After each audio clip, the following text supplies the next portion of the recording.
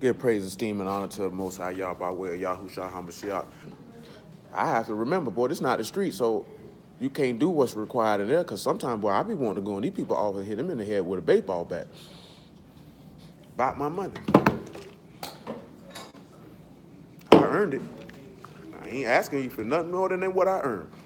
It say, search the scriptures for in them you think you have eternal life, and there they will testify of me. And you will not come to me that you might have life. I receive not honor from men, but I know you that you have not the love of Elohim in you. I come in my Father's name, you receive me not. If another should come in his own name, him you will receive. How can you believe which receive honor one of another and seek not the honor that cometh from Elohim only? Mm-hmm.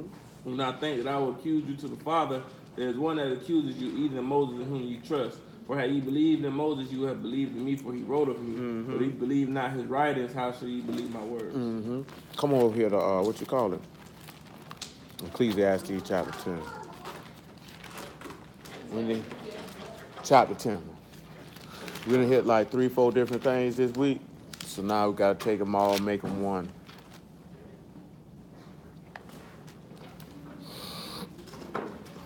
I want you to go out about verse 6, I suppose. Folly is set in great dignity, and the rich sit in a low place. All right, pause. What do y'all think this means when he say the rich sit in a low place? You pull that word up for me. I had it, but I ain't got it. I didn't write it down. I thought I wrote it down. I didn't write it down. Oh, never mind. I do got it wrote down. The word is shafel. It means something of a low estate. You have a Sean, a Pay, and a Lamar. But what y'all think this means? It go back to something that we talked about, and this is referring back to this. Going to read Deuteronomy 33:18 while they thinking about that, because I want you to know what this go back to, and that I'm just not randomly pulling a verse just to pull it. Say that again, sir. Indeed. Deuteronomy 33:18. And Zebulun said, rejoice, Zebulun, in thy going out, and Issachar in thy tents. They shall call the people unto the mountain. There they shall offer sacrifices of righteousness, for they shall suck the abundance of the seas, and the treasure is hid in the sand. So that's why we pulled that verse, because he say with the, go back to Ecclesiastes 10:6. Who remembers what of the 22 characters and the alphabet that rejoice was? It's one of the characters of those 22. And who can recall it without actually looking it up?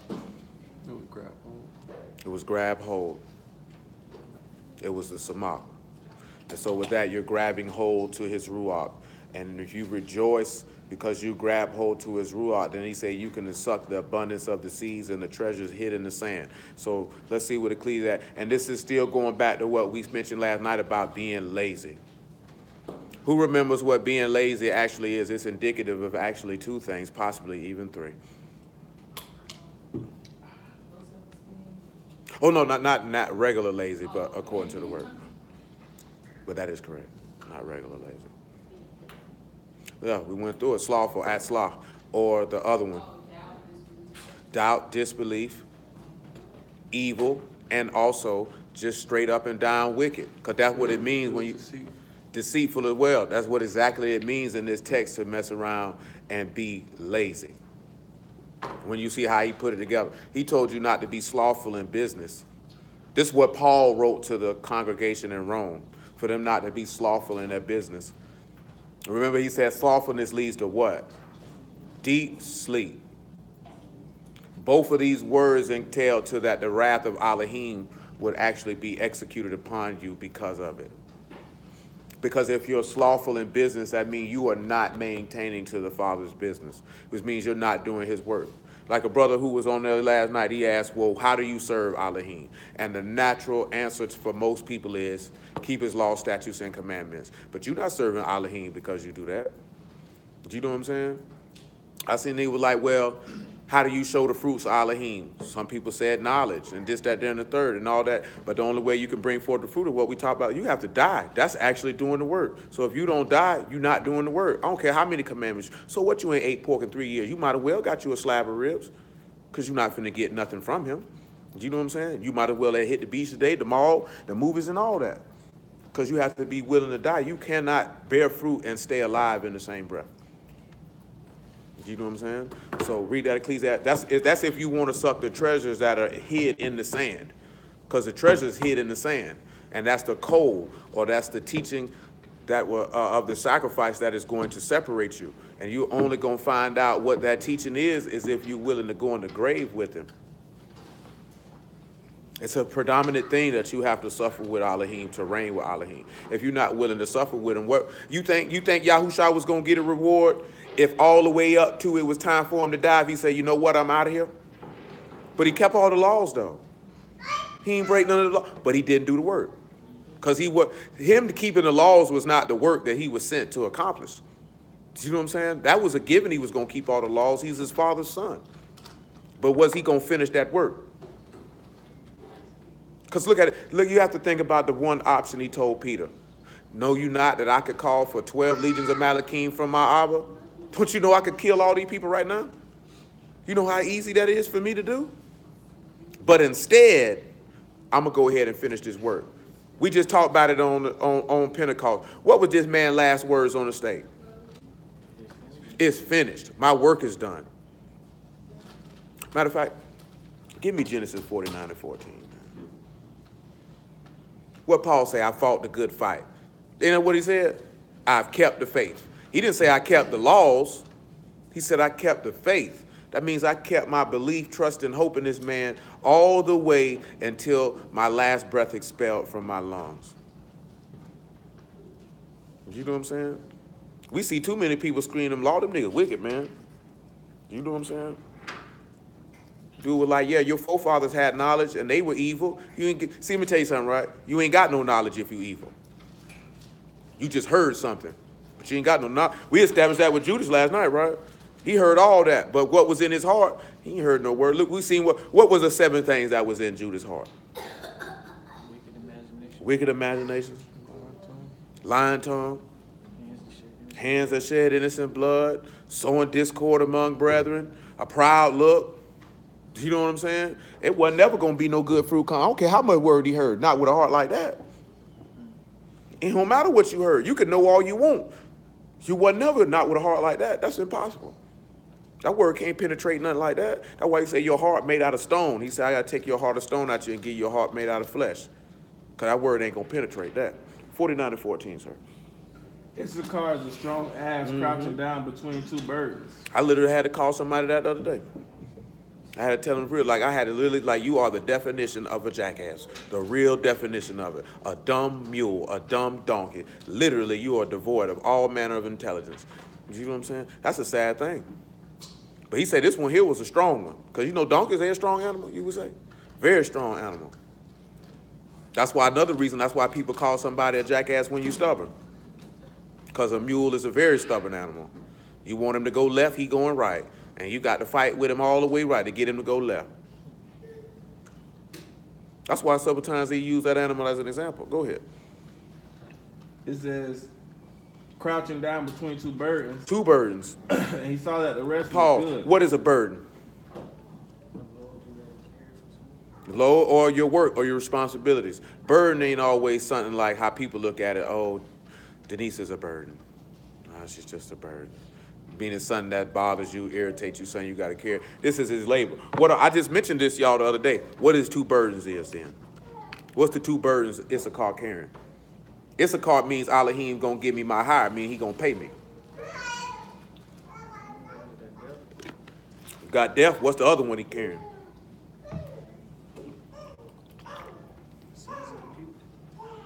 Well, that would go with death, but that would be acceptable too, though, on the standalone. What's the other thing Hamashiach had to carry? No, give me Isaiah 9 and 6. Who else carried 2 things on his shoulder? I mentioned that the other day too. Who? Samson did. I mentioned this the other day too. Who gave a prophecy about the prince of Jerusalem carrying a burden on his shoulder? And there it is. Isaiah 49. No, 9 and 6. Book correct, chapter and verse 2. It says, for unto us is born, for unto us a child is born, unto us a son is given, and the government shall be upon his shoulders. What's going to be on his shoulder? The government. So what he carrying on his shoulder then? The rulership. So these are the two responsibilities that he has to carry. And go back to Genesis 49 and 14. What did he see was good? Yeah, he did. He read it. He read it though. But you correct though. That's what it He said. said the rest was good. The rest, what he saw was good. The land was pleasant. He saw what was good. The rest. So now we can understand why Mashiach kept stressing the fact that he had to die, because he saw him dying or taking rest, that was a good thing. See, that's the same mind that we have to have. Go and get in Romans 6 and 3 while we were waiting on this Ecclesiastes 10. Romans 6 and 3. How many of y'all feel like rest is good? Being honest. Like when you ran across and you realized that me dying to my sins and my thoughts and my doings is good. Matter of fact, before you even get that, man, give me Isaiah 58 and 11.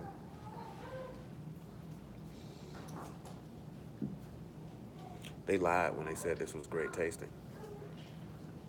They lied. Not great tasting to you. How many of y'all ever drunk this? That junk don't work. Yeah. Is it great tasting? Black. One cream. This is just a pre-workout, man, and I'm gonna probably have to drink it at about 7, 8 o'clock. McDonald's. You know, they sell these in the gym. Yeah. Oh, they work. If you're going to lift some weights, if you drink them right when you finna go lift, it definitely work. Yeah, the caffeine.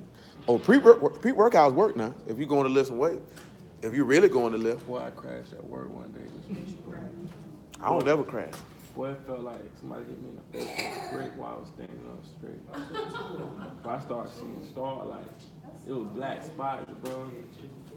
Yeah, I went to the gym before work. Had a good workout. Halfway through my shift. I ain't never crashed. Swore nigga hit me with a brick. When I used to drink them things, I was already sleepy. They definitely didn't work. I still be more sleepy. Bro, I was seeing spots, bro. I was But I be drinking it for the niacin to open up my blood vessels so the certain stuff get nutrients can get in them so I can get bigger. But we drink that Bang now because that Bang ain't got no sugar and no carbs. It was the Bang, though. It was the Bang. That ain't nothing but an expensive amino acid drink. You know what I'm saying? It ain't needed. That junk got 3 times. It got 3 times the caffeine as a cup of coffee. I just use it to live. This is why I crashed, though, bro. I was dehydrated. I wouldn't know. I ain't never crashed. Because he drank enough water. See, that day I was moving, and I ain't get to really drink. I ain't take my water bottle in there like I usually do when I'm at the gym. So I was straight. Got to work, started moving, wasn't drinking. Come on, Genesis. Where you at? Romans 6 and 3. No, I'm at Isaiah 58, bro. 58. All right, come on. And 11. Yeah. All right. It says, Yahuwah shall guide thee continually and satisfy thy soul in drought, and make fat thy bones, and thou shalt be like unto a watered garden. Pause. He said he'll satisfy you in what? He'll satisfy your soul in drought. What y'all think that means? He say he satisfy your soul in drought. Who can think of an instance where anybody even went through anything dealing with a drought? Think about the family. That was the family. He had a famine. I'm thinking about something else though. It's mentioned in Psalms, even though it's not necessarily always spelled out explicitly. Didn't he say when they were coming out of Mizraim that he took them through the land of drought? Because that's why they were complaining that they didn't have what? They didn't have no water. You know what I'm saying? He said he'll do what in drought? He'll satisfy your soul. So if there's a drought, what is there lacking? It's lacking water. So that should make you think about the pit where there was no what? No water. So that means when Yahushua was in the grave, he satisfied him when he was in a what? Drought, because he had no ma'im, he had no ruach in him. Read the next part to it. He said he will make fat thy bones. What do you think it mean when he making fat your bones? I mean he increase you with wealth. See, there's another instance about that with Daniel. What happened with Daniel? It's right in the first chapter of the book of Daniel. Taking before the king. He didn't eat the king's meat. What did he say he was going to eat? Veggies. And then how did he say that it described his appearance? That he was what? So he was stronger than others. Go get it for him. Daniel 1 and 5. Because it actually, if I'm not stronger. If I'm not mistaken, I think it mentioned his bones. That's why it came to mind, if I'm not mistaken.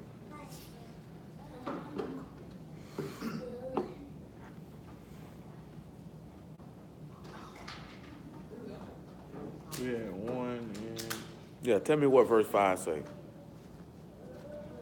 it said, and the king appointed them daily provisions and the king's meat and of the wine which he drank, so nourishing them 3 years, and at the end of thereof they might stand before the king. Now these were the children of Yehuda, Daniel, Hananiah, Mishael, and Azariah, unto whom the prince of the eunuchs gave names, for he gave unto Daniel the name of Belshazzar, Hananiah of Shadrach, Mishael of Meshach, and Azariah of Abednego. And Daniel proposed in the heart that he would not defile himself with the portion of the king's meat, nor with the wine which he drank. Therefore he requested of the prince of the eunuchs that he might not defile himself. Now Elohim had brought Daniel into favor and tender love with the prince of the eunuchs.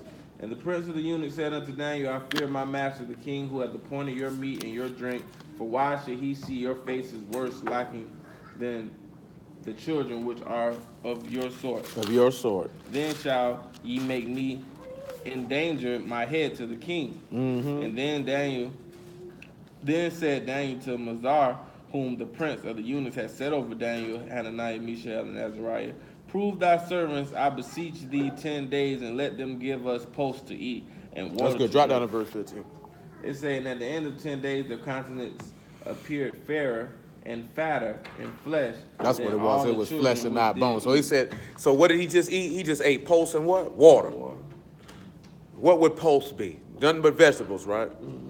That goes back to what we mentioned when we read Romans 14 on Pentecost, those that eat or eat not are damned if they eat without this, that, there, and the third, because anything that's not of faith is sin. See, he believed that he was going to be fair in flesh if he just ate what Elohim gave him, or make him fatter in flesh, or fatter in bones, as we see in it, because fat just means to increase or extend wealth. Remember, what did he promise Esau? Fatness of the earth. The fatness of the earth, or wealth, or strength, or power. Go back to Isaiah. Because remember, he flesh of your flesh and what? So his fatness will increase your bone. You'll be increased in the Mashiach. He said he should satisfy thy soul in drought and make fat thy bones. Thou shalt be like a watered garden. A what? Like a watered garden. So what garden would you be like then? Garden of Eden. Garden of Eden, because that was a watered garden. And like a spring of water whose waters fail not. Waters don't do what? Fail. John chapter 4, verse 9. We're going to look at something with fountain. It's going to throw you too, because it ain't going to be what you think it is. It is. 4 and 9 of John. John 4 and 9. 4 and 9 of John. It said, then said the woman of Samaria unto him, how is it that thou being a Yahudim askest drink of me? I am a woman of Samaria, for the Yahudim have no dealings with the Samaritans. Yeshua answered and said unto her, for thou knewest the gift of Elohim, and who it is that says to thee, give me drink, thou would have asked of him, and thou would have given thee living water. It said, the woman said unto him, sir, thou hast nothing to draw with, and the well is deep. From whence then hast thou living water? Art thou greater than our father Jacob, which given us the well, and drank thereof himself, and the children and his cattle? Yeshua answered and said unto her, whosoever drinketh of this water shall not thirst again. Shall not what? Thirst again. So these waters don't fail. Go ahead. But whosoever drinketh of the water that I shall give him shall never thirst. Pause. Where does water come from? From the ground. I'm asking, and I asked that very remedial question for a reason. It's Genesis 2 and 5. What you want somebody to say to Scott? No, I didn't want anybody to say anything. I asked a question to see what the individual was going to answer. I had no preconceived notions on what anyone was going to answer. Can it come from Scott? Yes, it does. Yeah, that was saying it wasn't the wrong answer. Surely wouldn't. That's all. It said every plant of the field before it was in the earth, and every herb of the field before it grew, for Yahuwah Elohim had not caused it to rain upon the earth. So before it was any water on the earth, where the water came from? From the ground. Do you know what I'm saying? On top of that, what did we just read in Genesis chapter 1? We were going through the days. Where did he say the water came from? Water from beneath, and the waters from above. From above. And he had sealed up them waters from above before he had gave any water. So the only water that was on the earth, of course I didn't mention which came first, was under the ground. Because the earth was made, but he hadn't caused it to rain because he had held back them waters under the firmament. Go ahead. And every plant of the field before it was in the earth, and every herb of the field before it grew, for Yahuwah Elohim had not caused it to rain upon the earth. And there was not a man to till the ground. So it wasn't nobody to work it either. So if he didn't cause it to rain, what he had not caused it to happen? Yeah, there wasn't no ruach given. Then it wasn't even a man to till the ground. So what is the ground? Y'all know what the ground is? Great. Go and give them Isaiah chapter 5 real quick, man. Pick it up verse 1. Let me make sure that's the right chapter. And this still going back to talking about how the rich sit in a low place. Yeah, yep. Isaiah 5 and 1 is sufficient. Because if you tilling ground, what you doing to that ground? Preparing. You preparing it. What would you be preparing it for? What type of work would you be doing in it? Preparing for the planting and harvesting. The planting and harvesting. You would be planting a few crops here. That's the only reason why you'd be tilling some ground, unless you just like rummaging through dirt. You know what I'm saying? I don't think most of y'all probably start rummaging through dirt about 5, 6 years old, probably except for Jughead Jones. Only plant for the increase. Mm-hmm. I seen you the other day out there playing the dirt in your apartment. You didn't even know I seen you. And I seen you eat it too. I seen you eat it too. While you were picking boogers. Your answers have gotten better. I seen her. That was good. Yeah, she can say what she want to say. I seen her out there. She was making race tracks with Hezekiah, letting them run the car through that. She was right out there with it. You know you lied. Picking boogers. You ain't seen me. You like to pick boogers, didn't you? When you were little. How you covering your face? You was a booger picker, wasn't you? You chewed on them. They tasted like salt. So you gonna divert from the fact you was a booger eater. All right, little booger. It said, now I will sing to my well-beloved, a song of my beloved, touching his vineyard. Touching his what? His vineyard. Remember we talking about, he say he make it like a watered garden, right? That's what we just read, right? Come on with it, man. My well-beloved had a vineyard in a very fruitful hill, and he fenced it and gathered out the stones thereof and planted it with the choicest vine. Planted it with the what? The choicest vine. What you think he means say choicest vine? Most favorable. Most favorable vine. Mm-hmm. So Adam would be the choicest vine he planted in that first vineyard, wouldn't it? Mm-hmm. Come on with it, man. You should know where we heading after that. If it's first Adam. And he built a tower in the midst of it. He built a who? A tower in the midst of it. So what would that tower be representative of? So I'm going to see how much script you know. His name. His name, but how so? What script is that?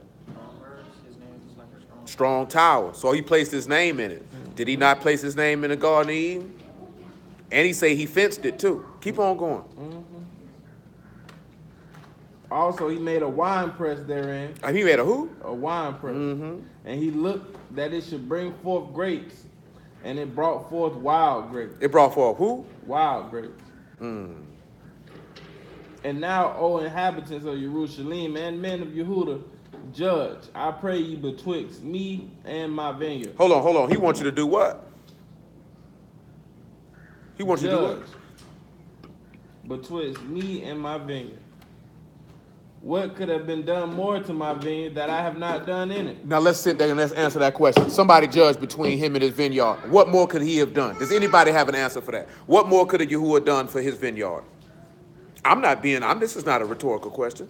He asked you a question. Who can answer it? He just asked you did he not just ask us to judge between him and his vineyard? So that means we need to sit down and be able to judge between him and his vineyard. What has he not done that he could have done? I believe your forefathers were probably looking at Isaiah the same way you're looking at me now. I would say harvest. Shoot, what he gonna harvest it for? He said, I planted a choice vine, and instead of bringing out good grapes, it gave me wild grapes.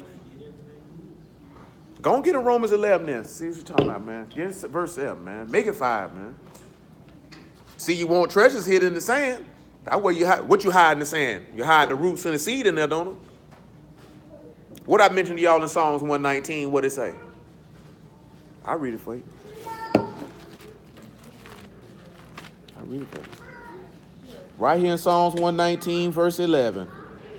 It says, thy word have I hid in my heart that I might not sin against thee. So get what? What did he tell you that seed in the parable of the sower and what it was? The word. And he said those that hear it and understand it, is that what type of ground was it? That's good ground. So that means you heard it and understood it and bring forth fruit. If you heard it and understood it, you would have died as soon as the seed hit the ground. Niggas staying alive. You ain't died. See, that's what I'm telling you, man. Nigga talk all that gangster stuff, right? Like, I actually know the word, like, very well. So praise y'all for that. So when a nigga say something, I already know they full of crap within about 2.5 minutes. You know what I'm saying? They be like this here, boy. Niggas ain't bearing no fruits. Don't talk to me about bearing no fruits. You beat your meat or fornicate or lie or do anything contrary. Don't talk. I don't want to have a conversation with you. You know what I'm saying? If you standing up on point, we can have that conversation. You know what I'm saying? But don't come at me with that conversation, boy, and you got a lot of dirty drawers you've been hiding. You got doodle stains in them. You ain't want your mama to find them. I don't want to have that conversation with you. Dead serious, though. Because you're not qualified enough to have that conversation with me because you have not actually bared it. You telling me about doing something you haven't done yourself. So I don't want to have a conversation with you. You know what I'm saying? You going to talk to a nigga about battle rapping he ain't never battled before? I'm not having that conversation. How many niggas you done battled? Have you tried? Did you practice in the living room? You know what I'm saying? Did you do something? Shut your mouth. I don't want to have a conversation with you. Because you wouldn't know what to tell me to how to be better at it because you ain't never done it. You look like you know what you're talking about. You play the role well. But upon further examination, I found you to be a liar. Fraud. How many of y'all ever had counterfeit money in your hand? That jump for golly, you niggas criminals. Boy, I ain't gonna lie, boy. I had about a band of fits. That boy. Time we had an operation, boy. Straight fits. Y'all niggas were trying to meet the Secret Service messing with that. That junk feel different. I ain't had no, my homeboy used to have it. Because I used to tell that nigga, I ain't fooling with that, bro. I don't need the Secret Service coming to my house, boy. I ain't fooling. That nigga actually went to the feds behind it, too. Did some time behind it. Man, Johnny has a fit. Cookies what? Oh, I finna say, boy, because I know when we was in the street, niggas was passing that off. You know what I'm saying? Boy, nigga be ready to kill you. Boy, you done brought that around. Boy. Yeah, that's what I thought he was talking about. You done brought these cookies. You don't use fits in a drug transaction. Shoot, nigga, do it. Just know that. Shoot, I ain't gonna say no names. Boy, my little homie did it, boy. For some weed. You might catch a nigga at the flea market with it. Straight up and down, Catch a boy. nigga in the streets with it. That nigga was hot. Nigga was going to the weed hole with counterfeits. Boy, out these for a while. I wasn't, but niggas were. Yeah. Nigga who flip paper all day gonna feel that fit. It do fit tape. But guess what, though? This is why Yahusha told you to examine what? Because, see, I don't care what you say out your mouth. You know what I'm saying? Like, the reason why we can say that there is when we read that John 12, it examined Judas. Oh, Judas didn't care nothing about the pole. He was a thief. You know what I'm saying? See, he was looking at how he could take that money from the ointment and steal it. You know what I'm saying? But on the outside, you would think, oh, Judas got the fruits. He could have that conversation with you and throw some of them verses out there to you, and you'd have felt like, that's a good brother. But upon further examination, he was a betrayer and a snitch and a dastardly fellow. And he rolling with the boys. And he rolling with the police. He was in our society. Remember, we were a socialistic theocracy. A theocracy is a government that is ruled by a religious head. So we didn't have a king. So therefore, the high priest is the actual leader of the government. Even before Yahuwah instituted Saul, the high priest is the leader of the government. He has final rule. That's why the book say, do not revile the ruler of thy people. That's why when Paul say you old whited wall, and the dude smacked him and say you revile Elohim, he said, "Oh, I didn't even know that was so. Because if it wasn't, I'd known that I wouldn't even said that." You know what I'm saying? See, that's another instance why I be telling you that these niggas is really wicked because you hate authority. And that's why I shared that status that brother shared before. Anybody that you could highly esteem in public and then speak bad of them in public, you not a nigga to be trusted. You know what I'm saying? You not a nigga for a nigga to fool with or do nothing with. Because how could you be right? But that's a good man. He just that there in the third. That nigga ain't nothing. He just that there in the third. That say more about your character than the person you talking about. You know what I'm saying? Especially if there's no substantial evidence that this man did any. If he did something uncouth and you spoke on that, that's one thing. But to denigrate somebody you highly esteem, you a switch out. You a Judas. You a snitch. You a turn on a nigga when the situation and circumstances suit you well. You know what I'm saying? It's the same token like what I said, told y'all like what Mano was talking about. A nigga will not like you and not say that he don't like you and that he hates your guts if you got something or you're doing something that benefits him. Then that person will sit around you knowing that they don't like you. The minute they can't benefit or profit from you no more, now they slide and you are this, that, and the third. That says more about their character than it does you. See, niggas don't look at that because these niggas is flawed. Niggas really got a whole bunch of men who have vaginas because they operate, move, and act like women, and you got niggas who go along with it. You know what I'm saying? And people who turn their head from it. That's disgusting behavior. Yahuwah don't stand up that type of stuff. You know what I'm saying? And what did Judas do? How you run with a dude for 3.5 years and say, boy, give me 30 pieces of silver, boy, I'll take you where he at. To the police, because these are scribes and the high priest. These are rulers of the people. These are the men who can make a decision whether the person gets stoned or not. These are people make a decision whether you get locked up or not. And he didn't even get pressed up. No, he came to them. They didn't even ask him. He didn't get pressed up. They having a conversation over here about it that he don't know nothing about, and he sliding through after he done, before he finna go sit down and have a dinner with this man. And say, man, check this out, man. What y'all getting? That's extra wicked. Pay attention. You know what I'm saying? Pay attention. You have to sit back and look at that. That ain't the word got a problem. That wasn't the teacher of the word was a problem. His heart was the problem. His heart was sour from the jump street. It wasn't nothing Yahusha could have said or did to make that nigga mind get right. Do you know what I'm saying? That's the same way, like if you do something, you should be able to see fraudulence from a mile away. Yahusha been knew Judas was sour. Not only because he knew the word said that this nigga was going to be sour, but he around this nigga every day. How you hang with niggas every day, you don't know a nigga sour? You don't pay attention to niggas' body language? You don't look niggas' eyes when you talk to them? You know what I'm saying? Like what I would tell you, I wasn't clowning about that when Jit walked in here. I looked in Jit's eyes. I looked Jit like, boy, please don't really tell in depth what y'all doing here doing, because I see I'm in the wrong room, and I don't want to be in here, because you can see it in his eyes. Same way I took that clip with Morgan Freeman, you can see in his eyes. Especially when he was talking to them, how you sit in front of me with that little old dress on, with that little guy. You can tell that nigga's a pervert. It was how he did. I don't know how y'all do that. What? You can see it in his eyes. But people don't look in people's eyes. You know what I'm saying? You can't hide them. Them eyes don't lie, boy. You can't hide them in there unless you're a professional liar.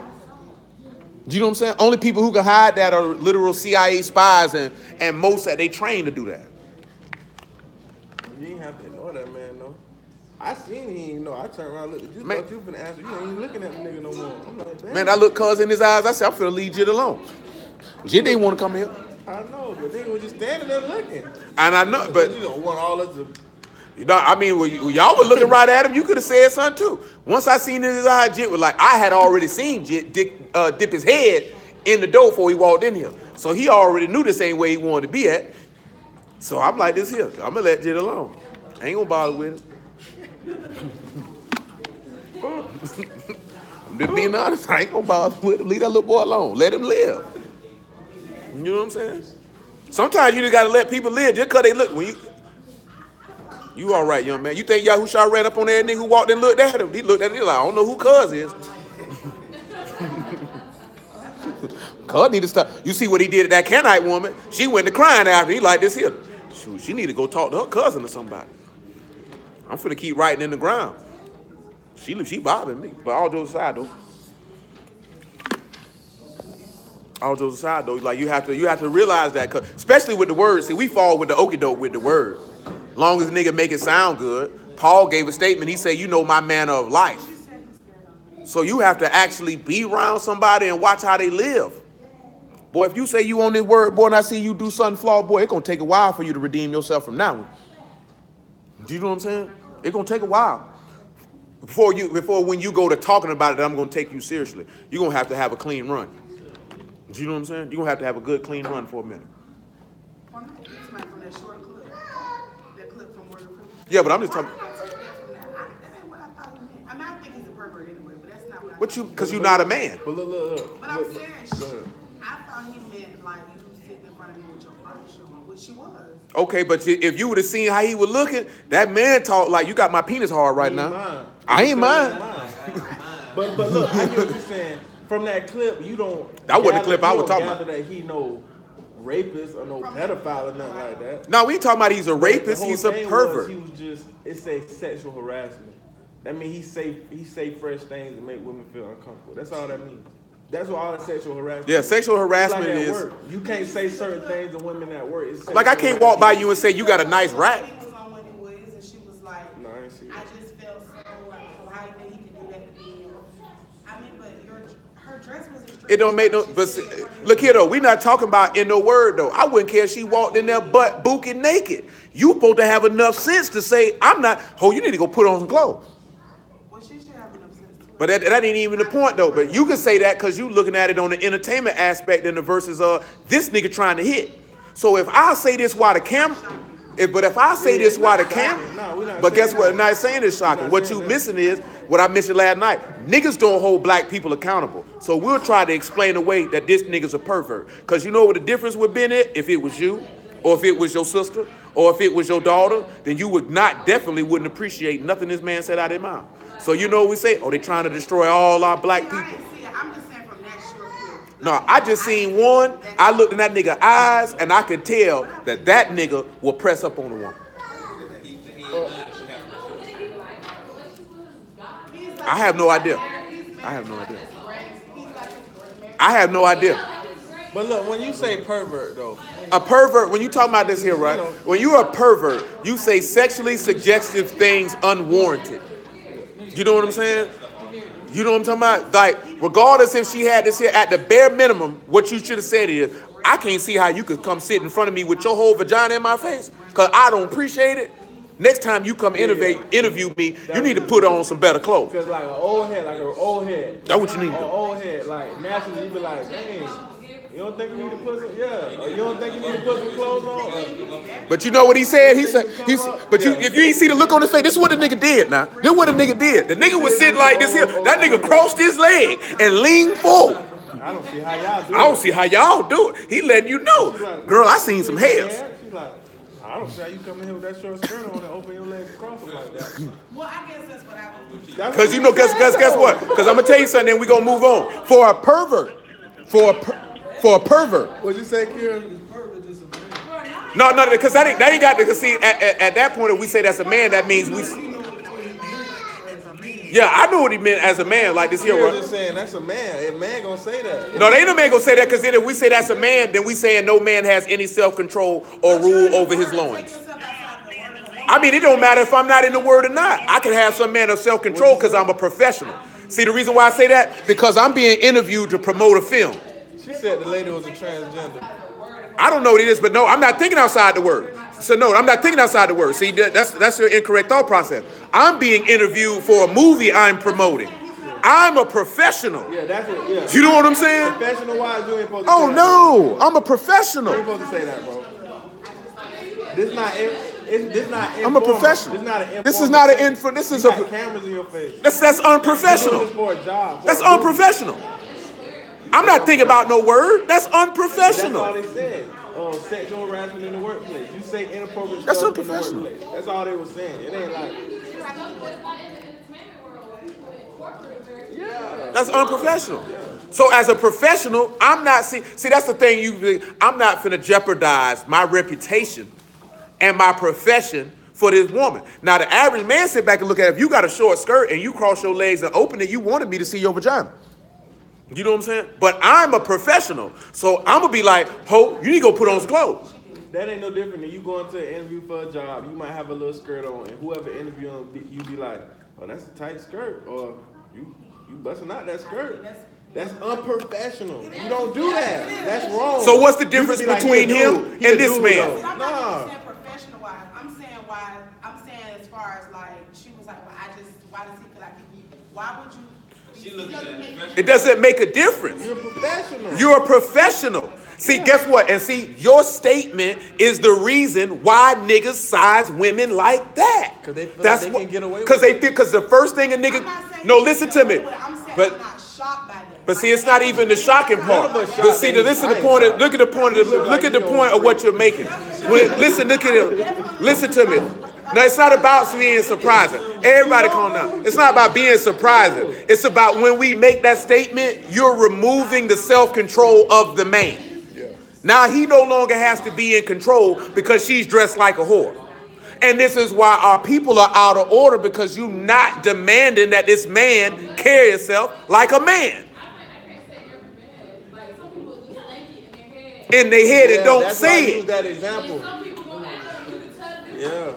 Because if you going in for an interview and your boss do that, you can't be like, oh, he a man, so you don't take that offensive. To me, and they cut the scene on the clip I saw, but the small clip I saw, he wasn't saying it like. Now she said after the clip got shot, he was still. Shoot, the clip was enough. I don't need to hear enough. But see, you know the difference is you doing exactly what we talking about. You focus on his words and you wasn't looking at his body language and his eyes. Because his eyes and his body language showed you what type of dude this is.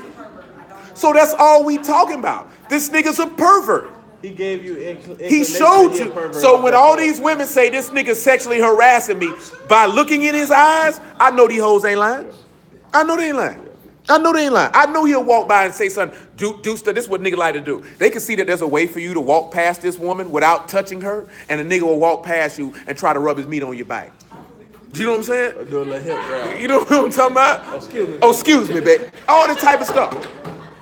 That's what niggas do. I know niggas be doing that. So. I done said a hip grab. I ain't gonna front. Every man in this room done did it. Cause guess, I just let a hip grab. cause you know why they doing that? That's his way to let you know that I'm interested in you physically without me saying this, so you slap me. Do you know what I'm saying? It's the same way that a woman will let you know she's interested if she finds a reason to touch you for no reason whatsoever. Little shoulder grab. Oh, you so funny. Little back pat. Come on, man. This simple stuff that people know. Yeah. That's body language universal. cues. That's universal. That's body language cues. Because you touch what you interested in. If you're not interested in it, you don't want to touch them. Yeah. Do you know what I'm saying? And that nigga say, I'm interested in anything that has a vagina and breathes. He said that. Shoot, his eyes did. I was like, dang. You gonna give me some butt. You don't know who I Some am? of the stuff they say can be excused. I feel you. I feel that too. What happened to my sister when he had went out and played Jackson on 20 records, and she was stepping and he kept blowing on her back. And she turned around and told him, cut it out. And he looked at her and said, do you know who I am? She said, well, or if you do it again, what do your eyes say about me? Nigga feel that way. Nigga, any dude that has some money feel like you supposed to give me some vagina because I got some money. Or I I can got say some something money. in Why the do you pride. think niggas want to be famous? Why do you think niggas buy rims because they like rims? That's bait. You know what I'm saying? You think niggas buy chains because they just like chains? That's bait. Well, if a nigga knew he could get some booty without cutting his hair and putting clean clothes on, he wouldn't do it. Well, that nigga getting booty rough and dirty. I promise you that. This rough and dirty nigga still getting butt. Straight up and down, because they know if she gonna give it to me, I ain't gotta do it. Straight up. Don't get me wrong, people do stuff because I like to look good, but everything that most people are doing is to attract the opposite sex.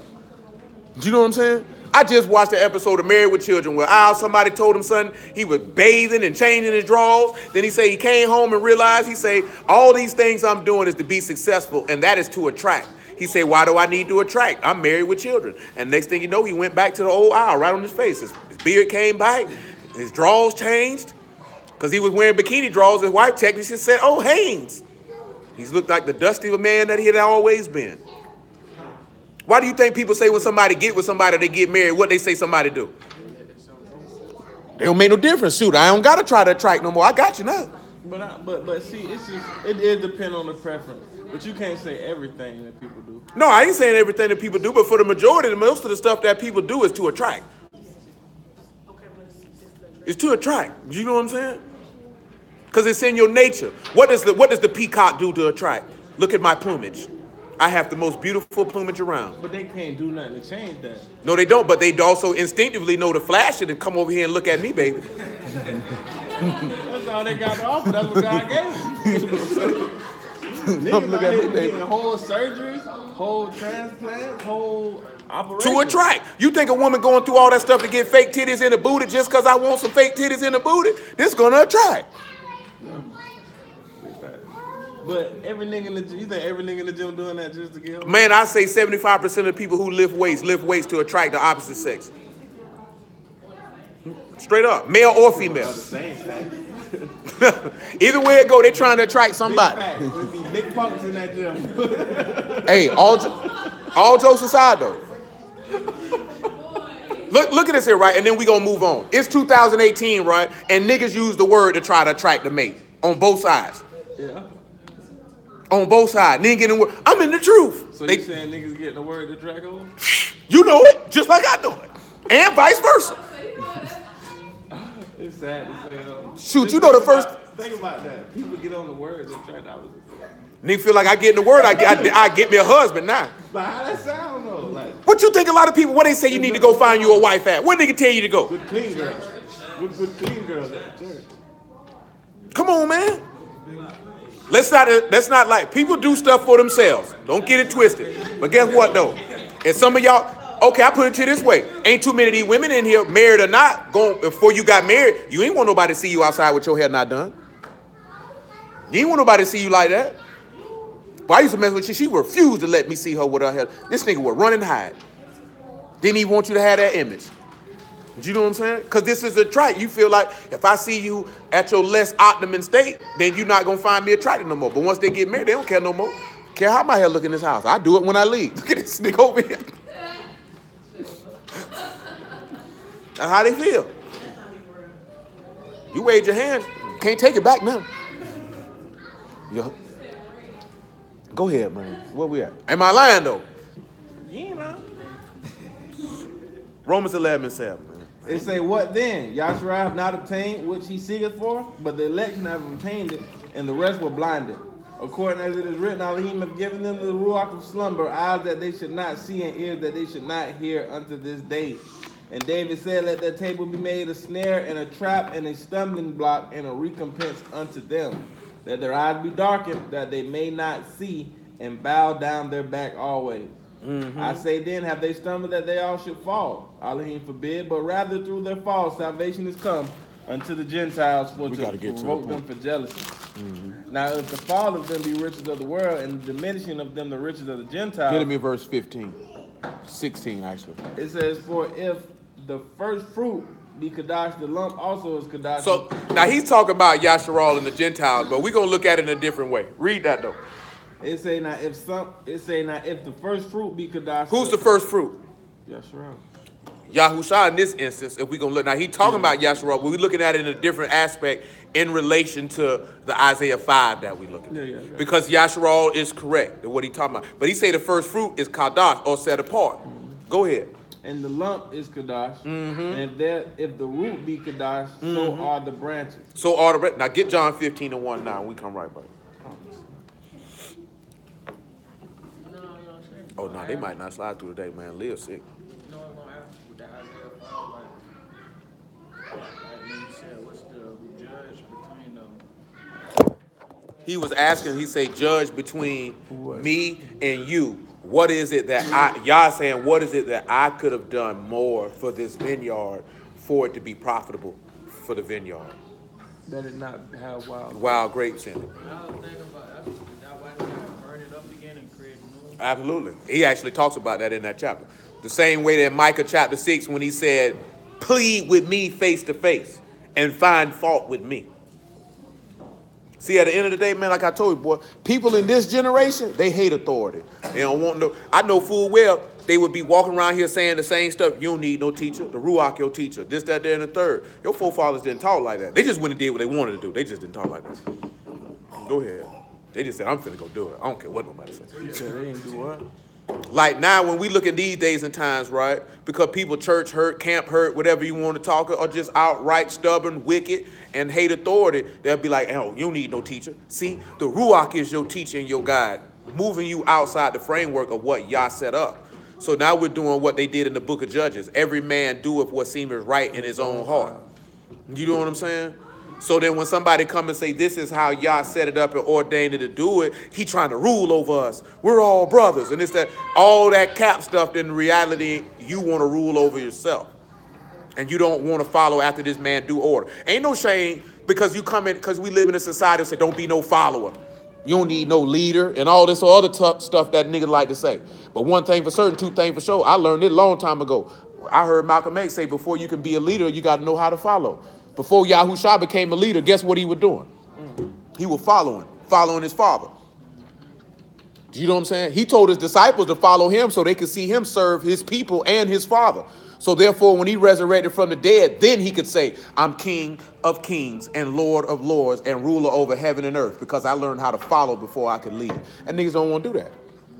They want to lead, nigga, but you don't want to follow no direction. Or you feel like I followed enough. Maybe you're not ready, son. Yahushua didn't say, oh, I'm ready to die now. We don't got to do the full time. We ain't got to finish the whole word. I'm ready now. That's a nigga mentality.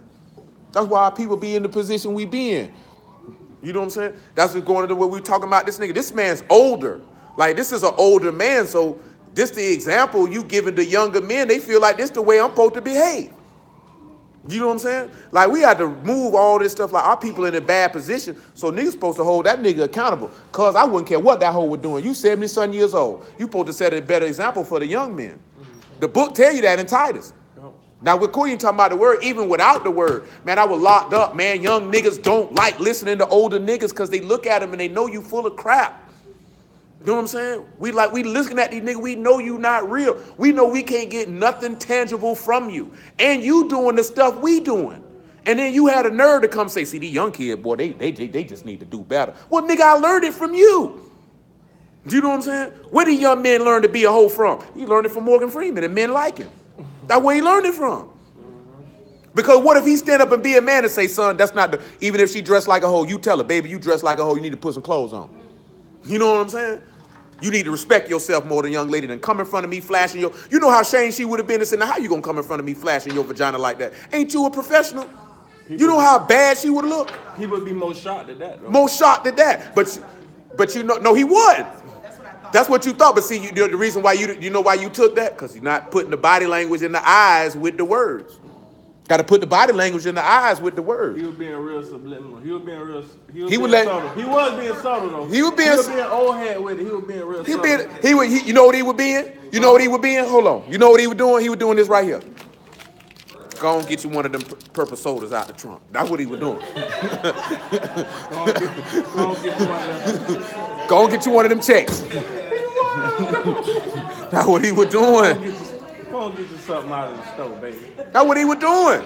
Look here, right? Yeah, get your drink out of that, baby. Every one of you women in here, from the time your breast started been sprouting, pretty much every man you ever came across been offering you some penis. Straight up. Not like he said like that though. You know what I'm saying? Just like that. Just like that. You know what I'm saying? One way or another, every man you done came across for the most part been offering you some penis. You need a ride, baby? Here goes some penis. I'll take you around there. Here goes some penis. Here goes some penis. Oh, you know this one here? I'm feeling down today. Really? You think that nigga really care what you were going through? Really? He didn't really care. But yeah, but there's some women like that too though, bro. Yeah, but it's more men do that than women because women are not taught to be aggressively seeking out sexual gratification. It depends on who you talk to. Nah, you got different from those that are hoes and are just out here. Everybody got an aggressive auntie in their family. That a cousin or a child has seen and learned that from, or a mother or whatever. Yeah, a hoe. I done seen one in every family, bro. I promise, in every. Oh, it's a hoe in everybody's family. But I ain't talking about just a hoe. I'm talking about a seeker. That's a A hoe. go-getter. That's a hoe. Nah, That's whorish. nah. That is the It is, definition of it is, whore. it is horrid, but you get what I'm saying? I'm Yeah, talking she's a about- hoe. No self-respecting woman is gonna be aggressive and say, "Give me that meat." That's a hoe.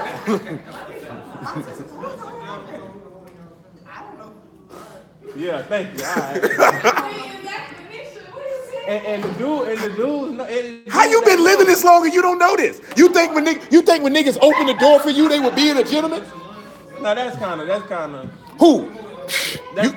Okay. I ain't gonna lie, I got taught that young though, before I even knew what that was. Like, Okay, but you guess supposed to what? open You the door you get for- taught that young, but once your hormones go to popping and your little meat get hard in the morning, boy, you trying to get some points. For who though? A stranger? Nigga don't care. You know men roll the dice all the time. A door open, no, that's kind of too general. No, it ain't. But if I'm at the grocery store and Yeah. anybody behind me, Sometimes. I'm keep it open for But 'em. guess what though? You might keep it open for them, but some niggas hold it even longer if it's something they like behind 'em. Everybody know the door open. You talking about when you go through and leave, like come through and let her walk through past you. That's the door open. That's Shoot, it make it either way it That go. was Most of these flagrant. niggas opening that door to get a look at what you got going on behind. I'm talking about the one where you in front. Either you way, see it don't her make no behind you, difference. You open up the door and you let her walk through first. Yeah, that That's one. the flagrant one. That big. See, if I'm in front of you and I see you behind me, I'm gonna walk through the door first and just hold the door open for you so you can walk through. But a nigga who stop and don't walk through and open up the door, he trying to peep game. Oh, you trying to show he's a gentleman? Pick me. He trying to peep game. You trying to see what that package look like. Niggas do all You type. gonna open up, Niggas don't do let 'em all walk type through. of stuff for the reality Yeah. of pick me. I'm here for you. I get naked real quick. Take me less than a second. Do you know what I'm saying? That's what niggas do.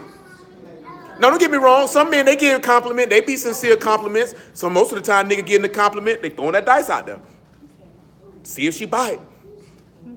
Cause you know what niggas come back to their homeboys and be like when they said something lame or corny or stupid, bruh, she went for it. I didn't even think she was gonna go for it. That's him. No, not really. I just be honest with it. I don't even have time for all that. Be like, hey, I like your feet. Oh, you have very nice feet. Would you like to go out to eat? Nah, but What you talking about? I like your feet. Would you What's like that? to go out to eat? what, you, You'll be in for it? what that you got a hole in the He family? didn't name like five. Apparently, I never thought five. Yeah, that's the art. That's the art of it. A real- All the other a- women in the family ain't gonna know. A real hoe ain't gonna let you know she a hoe. Thank you. Unless she a flagrant hoe. Teacher, brother. Teacher, brother. Because she clearly not OG. Especially the other women. Because she don't want you to know what she got going Yeah, on. man. What? Come on, man. How many of y'all went to school with chicks that transferred to other schools so their whole resume wouldn't follow them? Now, that might not be the only reason. But, She went to another state. You know what I'm saying? I can start over fresh here. All modest. that might be their parents. Come on, man. Guess what They though? done caught two niggas. But guess what though? Guess what Going though? across town. They'll flip it and leave it alone. And that's what niggas do with the word. How many people you know done fellowship with people, whether it was the Christians or not, go from spot to spot to cover up their wickedness resume. What niggas don't know. Where nobody don't know you. Come on, man. Same thing, man. Same thing. You can't be lame all your life now. Can't be lame all your life now. I'm trying to put you up on some game. Come on, man. Drop me some jewels, brother. Don't be lame all your life. Well, I learned that long time, especially in them streets. And I ain't even talking about dealing with niggas in them streets, dealing with them hoes, because them hoes be trying to juice you. Well, you better pay attention to niggas and look them in their eyes, listen to what a nigga saying to you. That's why people get done up by people who don't care nothing about them and forsake the people who actually do. Well, I done seen a woman get juiced by a nigga ain't care nothing about him. She had a nigga love her the whole time. And guess what she want to do? Get ran through and then come back to him. Sound like Yasser Rouse. All day long. All day long. That's what nigga do though. You actually hear people say, I'm gonna wait till they get through with their whole phase. No, leave that nigga alone. Do you know what I'm saying? That ain't nobody you want. That's a new one. I ain't heard that one. I done heard that plenty of times. It's not in them words. Now they use that phrase. But niggas sit back and say, oh, I just gotta let him get his horn out of him. Or vice versa. That ain't nobody you want. Legal, come on. That ain't nobody you want. That's what it is. I gotta wait for him to grow up a little bit. Mm-hmm. That's the phrase. That's what they say. The phrase, I got to let him grow up, which meaning male or female, I got to let him get all they whoring out of him. Be ruined. If she a woman, he ain't do nothing for you. You ain't doing nothing but making it worse. Making it work. All she gonna do is bring all them sexual tricks, all them partners done taught her. Now you definitely ain't going nowhere. So I done told you before, that's why a lot of niggas stick around with a lot of people like, why you mess with that hoe? Because she doing stuff that you could not believe. Now niggas finna let that woman go nowhere.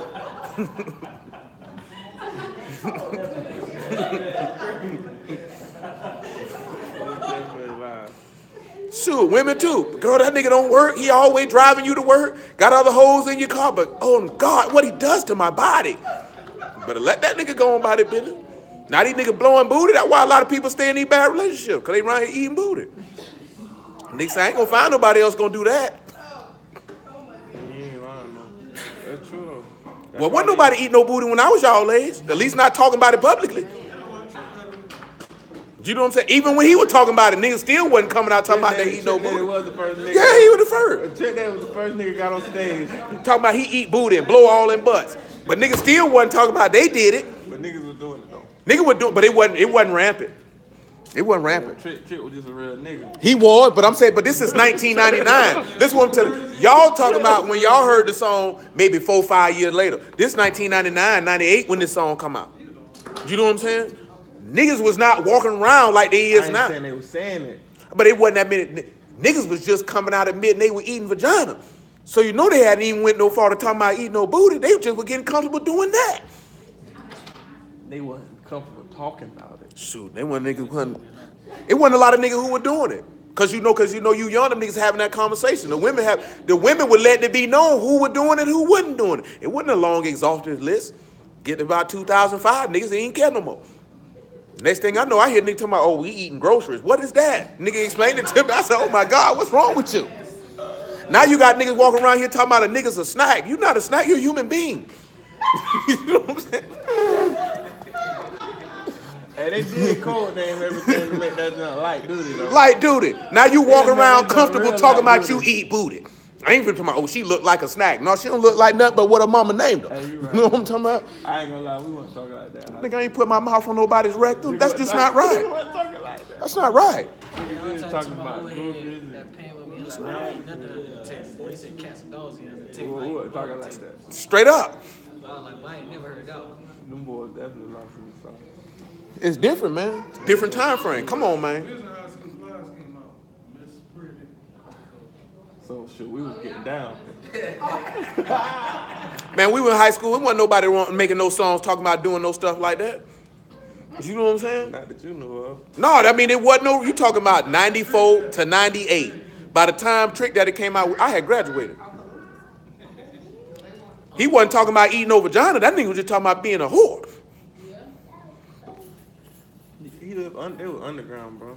Nah, Luke was definitely not underground in I Jacksonville, wasn't talking Florida. about Luke. I'm saying the niggas who were doing it was low key. I mean, it was a few, it's always a few, it was just like it wasn't too many women we was in high school giving no head. Shoot, he wasn't talking about eating no monkey on Riding Dirty, not nan song. Not nan song. Riding Dirty came out in 1996, ain't nan song on there. He talking about doing none of that. Shoot, I don't think he was talking about doing that on Dirty Money, and that came out in 01. I know my time frame, boy. We listen to a lot of music. It wasn't too many niggas talking about doing stuff like that, other than a woman doing it to them. Rick James wasn't on that one. Rick James was on a lot of stuff. No, Rick James was on that. Come on, man, because I'm pressed for time. And them singing niggas was getting. I ain't talking about singing, I'm talking about hip-hop.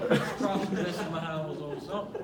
But even with singing dudes, they wasn't talking about it, wasn't that blatant. Nigga, I wasn't no, like, yeah, nigga like the R&B, man, I wasn't sitting around listening to R&B like that. Especially you around dudes all the time. That was it was just let in the window. Well, because the first song that really got blatant as far as R&B was Next Time with Dr. Boots. But otherwise, But they wasn't talking about doing that in that. it was in, no, because It was implied. implied about sex. As far as other stuff, no, black people didn't talk about that.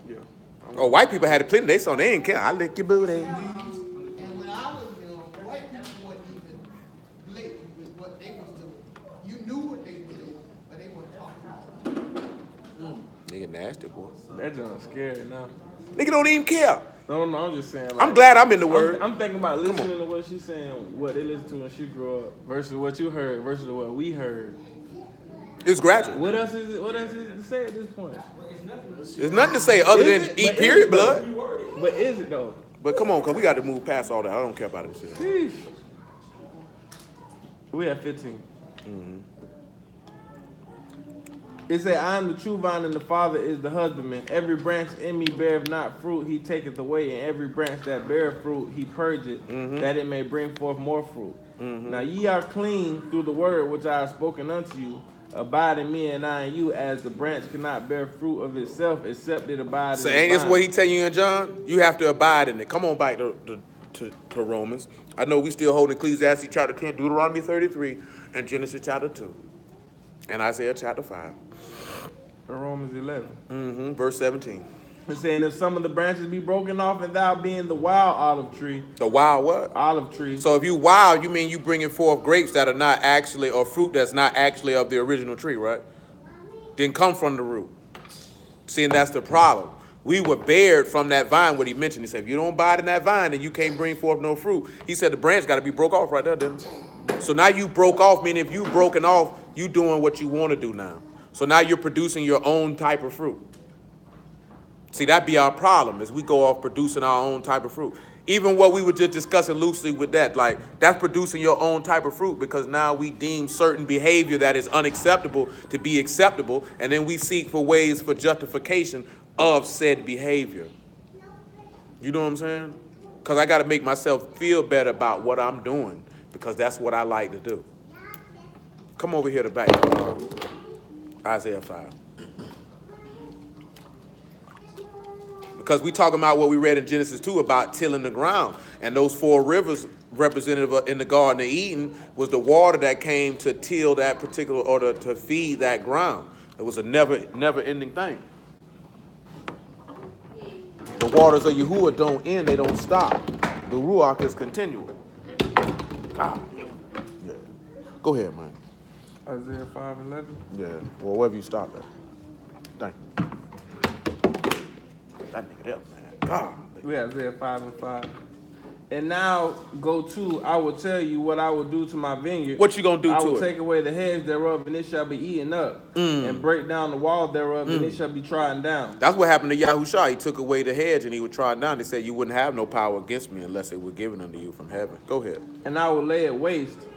It shall not be pruned nor digged. No, that's good. Go back to Genesis chapter 2. That's real though. You know, black people despise accountability. Despise it. Because like I told you last night, accountability necessitates change. See, you have to change.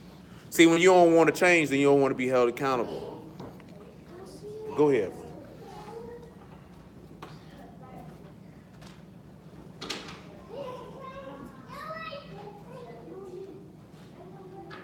Genesis 2:5. It's saying every plant of the field before it was in the earth, and every herb of the field before it grew, for Yahuwah Elohim had not caused it to rain upon the earth, and there was not a man to till the ground. But there went up a mist from the earth. And What watered- went up from it? A mist from the earth. So a mist from the earth came up to water said ground. Go ahead. And Yahuwah Elohim formed man of the dust of the ground. He formed man from what? the dust of the So ground. once the mist came up out of the earth, this is how man is formed. See that mist coming up out of the ground, the Ruach HaKodesh coming to Mashiach, this is how he formed. And now we come to take on a different image. Because maybe say he made him in his image and in his likeness. And in order for that, if he laying in the dust of the ground, he formed, this man was dead. He didn't have no life in him. All y'all done seen a dead body in the casket. You can see how you look at him. Ain't no life in them, though. They look like they sleep. You know what I'm saying? Ain't no life in them. Other than what the embalming fluid and all that stuff do to the body, they look exactly the same. They wouldn't look no different than if you walked in the room and seen them laying on the sleep on the couch. But there ain't no type of life in them. But yet you walk outside every day and see people with no life in them. Yet they walking and talking and eyes blinking and everything. Come on back. What was that? We'll hold them side there. Genesis 2 is eliminated. It's Ecclesiastes 10 and 6. What's some of the treasures y'all think are hidden in the sand? What about that Isaiah 58? Oh, yeah, there we go. Finish Isaiah 58 and 11. Thank you, sir.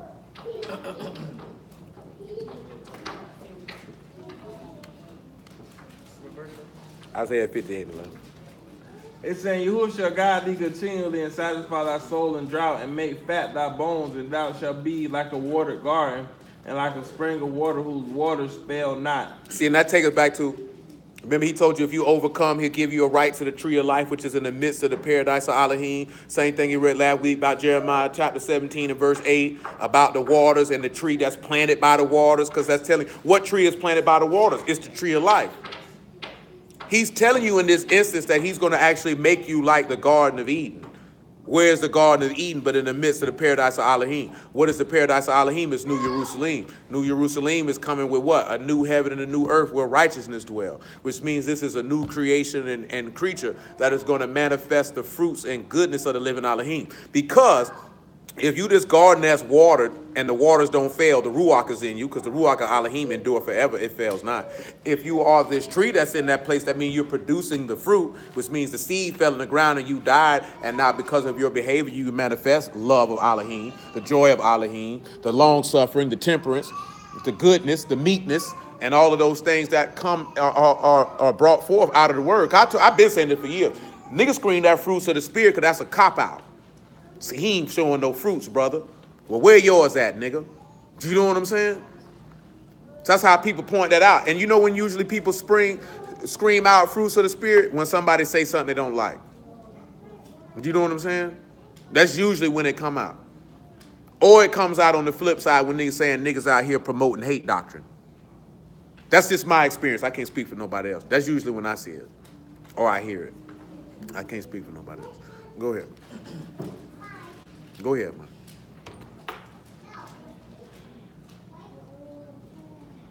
And they shall be of thee. And they that shall be of thee shall build the old waste places. Thou shalt raise up the fountains of many generations. And thou shalt be called the repairer of the breach. Called the what? The repairer of the breach. Who's the repairer of the breach? Let's look at 2 Corinthians chapter 5 real quick, verse 18, because this is just setting up something that I'm going to do next week. That's why I'm wearing it. We reading it? And all things are of Elohim, who have reconciled us to himself by Yahushua HaMashiach, and hath given to us the ministry of reconciliation. To wit, that Elohim was in the Mashiach, reconciling the world unto himself, not imputing their trespasses unto them, and have committed unto us the word of reconciliation. Pause. What's the breach? Sin is the breach, but most importantly, death is the breach. So he's repairing that because the breach happened in the garden. When death came in, there's a breach that's been made. Now you separated. I need somebody to fix it. Come on back to Isaiah 58.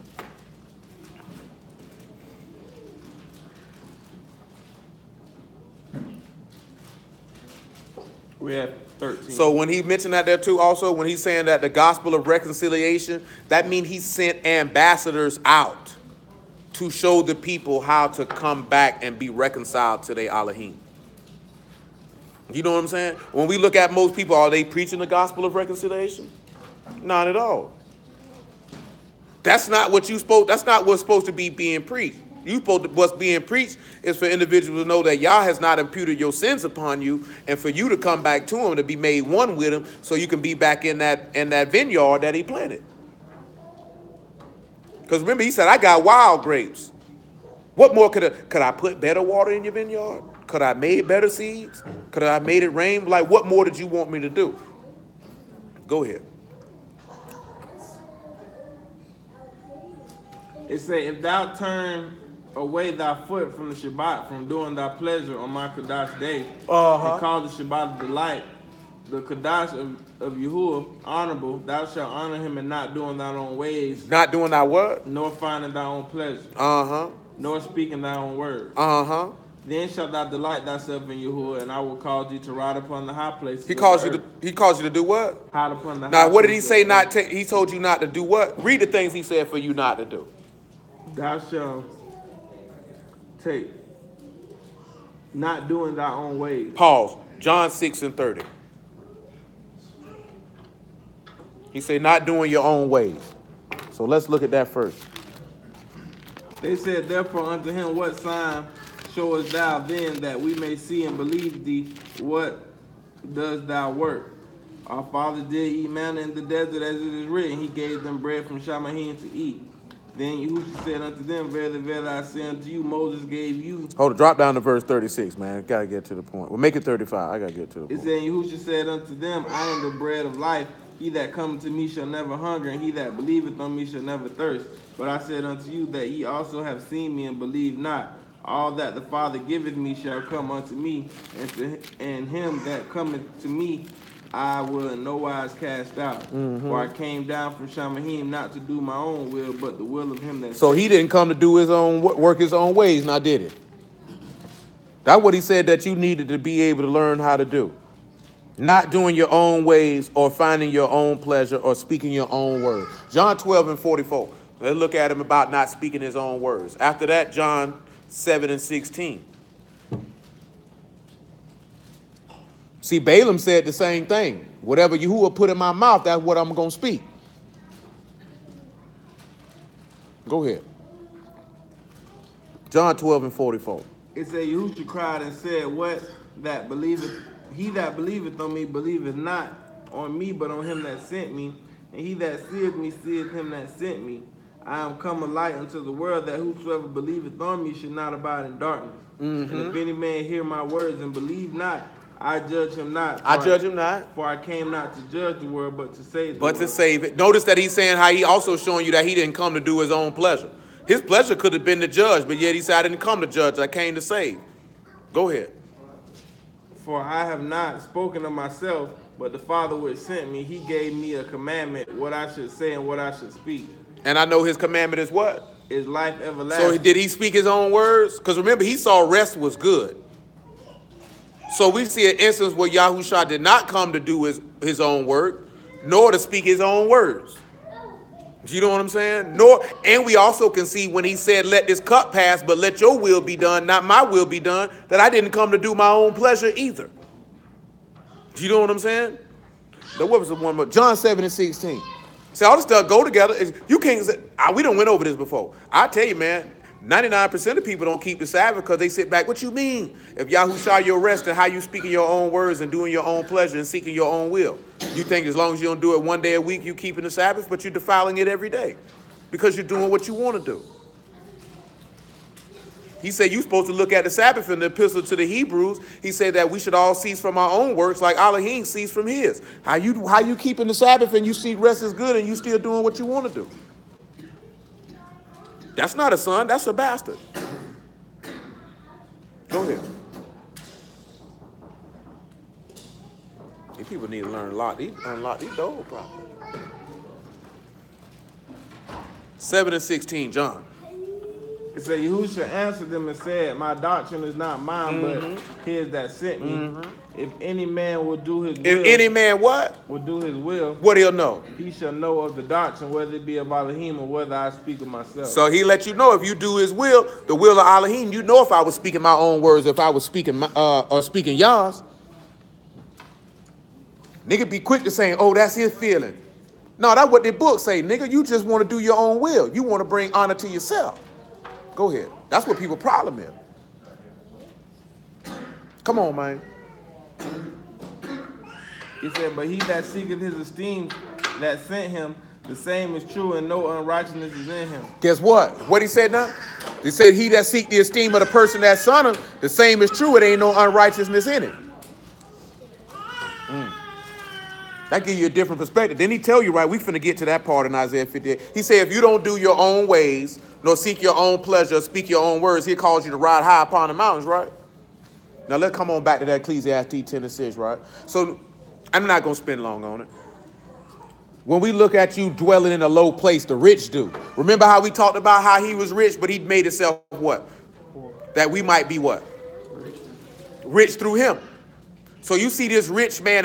Well, what were the riches that Yahushua had while he was found in this low estate? Not only that, this man had eternal life. That's some of the riches he had when he was in his low estate. He had understanding of the word, which means he could uncover the mystery of the gospel for you. Do you know what I'm talking about? He brought faith with him. He brought the love of Elohim with him. He brought wisdom with him.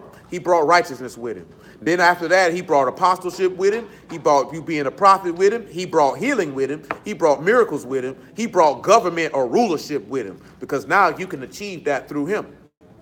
So you couldn't get that before. Not only having rule over your own nature and body through faith in him, but rule over the nations who you're breaking pieces like a potter's vessel. Do you know what I'm saying? These are the riches that he had in his lower state. The word of Shephel, you have a Shon, a Pei, and a Lamad. So when we look at this one here, right? For Pei, what would you use? Command or word wouldn't necessarily need to be used because you have teaching for that. Do you know what I'm saying? What's the one? Shephel. You got a Shon, a Pei, and a Low Lamad. place, though. Lower state. Lower state. And the reason is because remember what we read it last night, right? No, we didn't read it. The book tells you that you should transform yourself into men of lower state, or men of humility. See, I can show you how people do stuff wrong. Somebody could see somebody, right? He could have a Rolex on his wrist. He could have a chain. He could push a luxury ride. And the people will see that person and automatically think that they could be conceited or arrogant or proud. And they could very well be the most humble person you ever came across. You know what I'm saying? Because they didn't put any stock or value in these things that they have. They just had the means to do it, and that's what they into. You know what I'm saying? He ain't gonna think he better than you because I got a Rolex and you got a Seiko. He could care less. You know what I'm saying? He might have the mentality of, what can I do to help you put a Rolex on your wrist? But you meet people who are poor, who are the most arrogant, prideful individuals you've ever come across, and you ain't got nothing. Do you know what I'm saying? So how do you even have this mentality and you ain't got nothing? And what do you find out when you run across people with the word? They ain't got no spirit, no knowledge, no wisdom, no understanding, and the most arrogant, proud people you've ever come across. Do you know what I'm saying? I done seen people, boy, they talk so bad about Christians, boy, and I be like, boy, you used to be one, though. Do you know what I'm saying? I know some of the stuff that nigga, I was just telling this the other day. I say, man, he said, what you gonna say if somebody say this person wrote the Bible? I said, I ain't gonna really say nothing, because I can remember being 17 years old and be like, oh, Shakespeare wrote the Bible. See, look at Psalms 46. This verse right here say shake, and then over here say spear, regurgitating straight stupidity. So when I hear somebody say that, I know where you got that from, B. I used to be where you was at. So I'm not gonna look at you because I know all this over here. Look at this stupid nigga over here. I know. Do you know what I'm saying? So it's different. It's the same way. I'm not gonna look down on the jet selling rocks. I sold rocks too. I've been to prison too. I feel your pain. I know your struggle. I went through it the same way. You know what I'm saying? So it's different. That's why I would tell you, that's why young niggas don't like listening to dudes older than them, because that junk be fraudulent when you come around trying to talk to them and holler at them. It's not real. You know what I'm saying? You don't really care about these people. You're not really concerned about this individual. You know what I'm saying? It's more of a means to elevate and lift yourself up. Not realizing those that humble have the riches, because he said, humble yourself under the mighty hand of Elohim and he'll exalt you in due time. He said he give grace unto the humble, but resist the proud. Where the grace is, life abound. And where Elohim abound, it's more things that's going to be able to come unto you. But the first part of that humility is to humble yourself to his will and sacrifice your life. And that's what ain't nobody willing to do. Come on with it, man.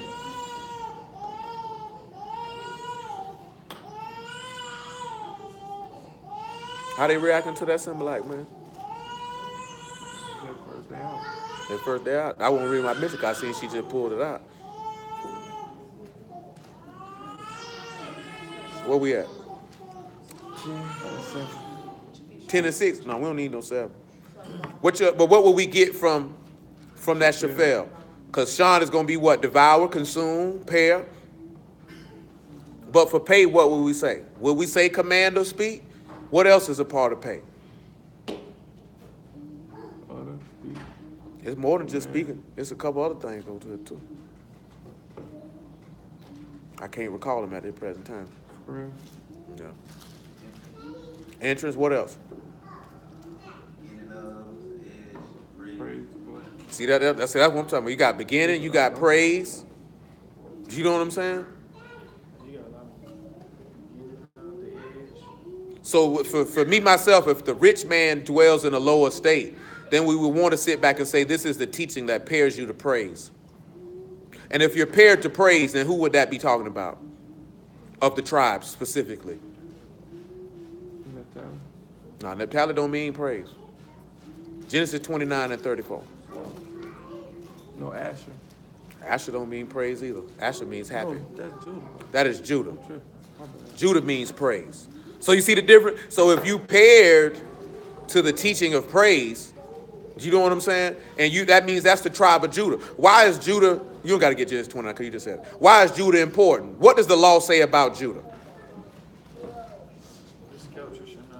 The scepter, but what does it start off with? What they say, how you say they know that's the Negroes in America? Who know how that verse start off? Young lion. Not a line. Well, he mentioned that one at the scepter. It's one thing specific. I want to see who can get it without reading it. I remember it said Judah is the lion's whelp. It Stir begins, them up. the beginning of it is, he say, Judah is the one whom your brethren will praise. Okay. He's the one your brethren were going to get it for him. Genesis 49 and 9, or 10 actually. After that, Psalms 50 and 22. We're gonna crank it up now. What time is it? All right. It's 9. 49 and 9, go ahead. Thank you, sir. No, it's 8, really. Go ahead. See, I'm used to 9. It said, Judah, thou art he whom thy brethren shall praise, thy hand shall be in the neck of thy enemies, and thy father's children shall bow down before thee. Thy who? Thy whose children? Thy father's children. What that sound like? Thy father's children will bow down before you. That's just Joseph. What did the apostles do? Are they not his father's children? But he said, you the one your brethren gonna praise. Do you know what I'm saying? Which means you the one they gonna esteem. Now go to Psalms 50 and 22. What does and a firstborn son would be considered to be the praise of a man, wouldn't it? His strength and his esteem. That's why so many dudes be wanting the son so bad. No, anybody got nothing to problem with no daughter, but a daughter don't keep your name going. You have a daughter, your name is extinguished because that seed that go in her womb ain't yours. That's gonna be his bloodline flesh. That junk stopped with her. You stop right there. Like I said, what my cousin husband, he got what 3 daughters, and he be hoping for a son. She told him her factory was closed though. Oh, that son ain't his? No. I ain't know. Well, he's out of gas. Yeah, cuz said that's over with for her. Shoot, she 37 The now. kitchen is closed. That ain't that old. Shoot, they're too old to be talking about having a baby. To each his own. Psalms. Yeah, I mean, shoot, That it ain't is. too bad, though, Psalms. Yeah, but some people don't want to have old man babies. Yeah. I consider an old man child when you over 40. No, old man child, 35 and above.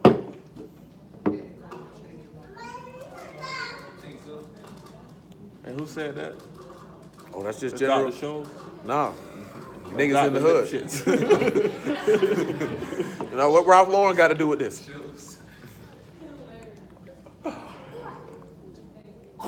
Psalms 50 and 22. No, because you know most people been done stopped bearing by that time. Depends. It depends your profession. Most people who got big Dr. Lure careers ain't having children after 30. Because they've been in school since they've been out of high school. Some I'm talking about, but I'm not talking about that. They're not the average. Because most women, if they 35, they tell them they having a high risk pregnancy. Tell everybody that. I ain't shoot. The only person I knew who had a high risk pregnancy, she actually had one because they told her she could have died or her children could have died on every one, and that they never thought she would have children, but she had 4. Shoot, they told my homegirl who dead after she got wounded in her vagina. She had never had one. She definitely did. I mean, that was the point I was making. They say that a lot, man. No, I mean I haven't met They too many come people through. who said that. No, like them carrying the baby was high risk for them. Oh. But most people that I met that older, they always tell them like for them to monitor them because they like this high risk for you because you old.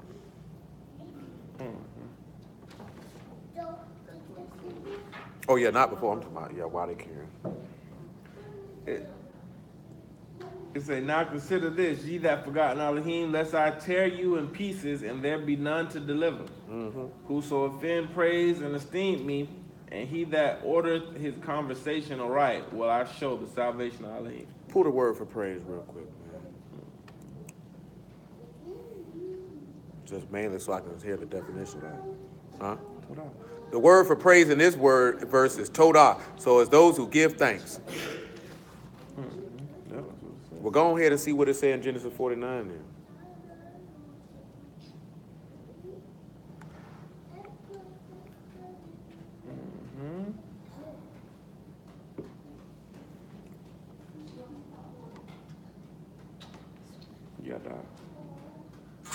Yada is the word for praise in Genesis 49.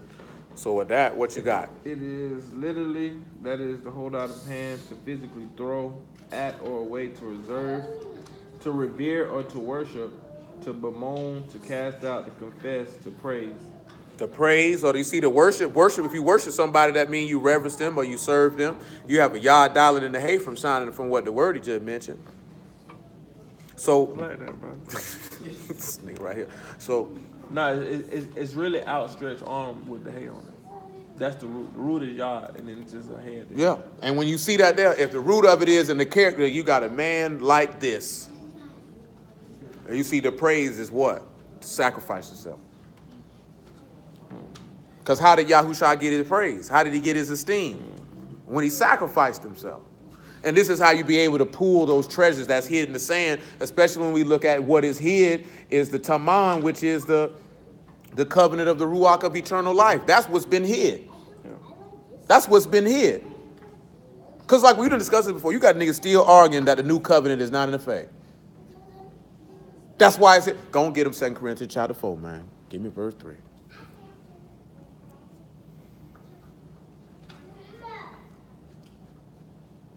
So I'm telling you, accountability, that's like this here, right? You got a lot of dudes, they don't want a woman who will hold them accountable. First thing a dude is scream if a woman hold them accountable that she want to be a man. That's the first thing niggas scream. You know what I'm saying? When in actuality, in reality, you would want your woman to tell you, you know you messed up on that, right? Even if you ain't want to hear it at that moment. But at least you know she loved you enough to tell you. A dumb hoe gonna sit there and watch you mess up and tell all her friends how stupid you is. Yeah, she gotta be dumb to do that. That make you even more dumb. Even more dumb. And they be like, did you tell him, girl? I can't talk to that nigga. He don't listen. Did you even try? He don't listen. I'm stupid. See, you supposed to find that type of stuff out before you cock your legs open or put your name on the dotted line. He ain't lying though. Tell me he lying. He ain't lying. Definitely is. See, we backwards. See, we get naked with somebody and then learn them afterwards instead of learning them before you get naked. Yeah, that pipe good first. That's all niggas be worried about. I gotta test the water. Nigga say he got good sex, girl. I don't care if he lazy. I don't care if he's stupid. Bump that, boy. I wouldn't care how good her sex was. She's stupid. You leave that hoe right at the bus stop where you found that.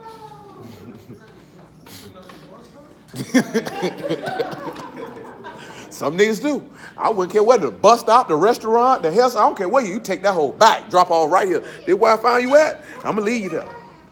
I don't care how pretty you are if you stupid. What can you do with somebody who's stupid? There's a saying, right? And the first person I heard it was a white man said, but he ain't told no lie. He said, show me a beautiful woman, I'll show you a man tired of having sex with her. So after that, dead serious. And you can ask any man that. I don't care how pretty you is. Your sex ain't that good. It ain't that good. You sit there and wonder about it. You got dudes every day. How can somebody lead Janet Jackson? How can somebody lead Halle Berry? You ever thought it was them? Because a man will sit back and look at that. Men are visual. I want to have sex with you. But then after I have sex with you and I realize you stupid, I'm no longer excited anymore. So you know what I'm talking about? Now I want to go.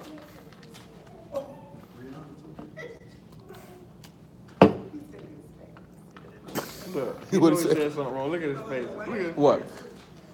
Christian repeated it. He repeated it.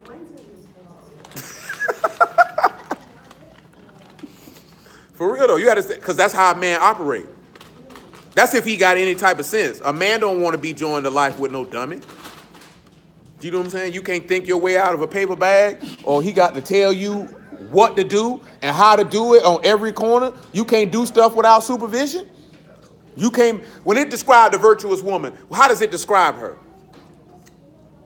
How does it describe her? But not only that, it says she saw a piece of land and she bought it. And she planted a vineyard and she sold the crops. And she did, meaning she didn't need this man to tell her everything to do. She had a brain. She could think. And that didn't offend him that she had. It didn't say, let me consult with my husband and buy the land. She would already know. I got to cop that, because if he was standing here with me, he'd tell me to grab it. Because this is what type of time we on. See, we on the same page. We on this here. And I know what I'm going to do with it. And I'm going to bring this bread back to the house. Do you know what I'm saying? Don't no man want no woman he got to treat like a child. I would hope a woman don't want no man she got to treat like a child. Because at that case, you should have just had children and not got married. You have a grown man as a child. How you got a 30-year-old son? Big baby. Big baby? Do you wipe him when he get done? Do you bathe him? Do you put a bib on him when it's time to feed him spaghetti? Big baby. But that's just for real, though. You ask any man walk, he tell you. If his wife, boy, you see a nigga be miserable with his woman for two things. Either she dumb or she lazy. Do you know what I'm saying? Junk drive him crazy.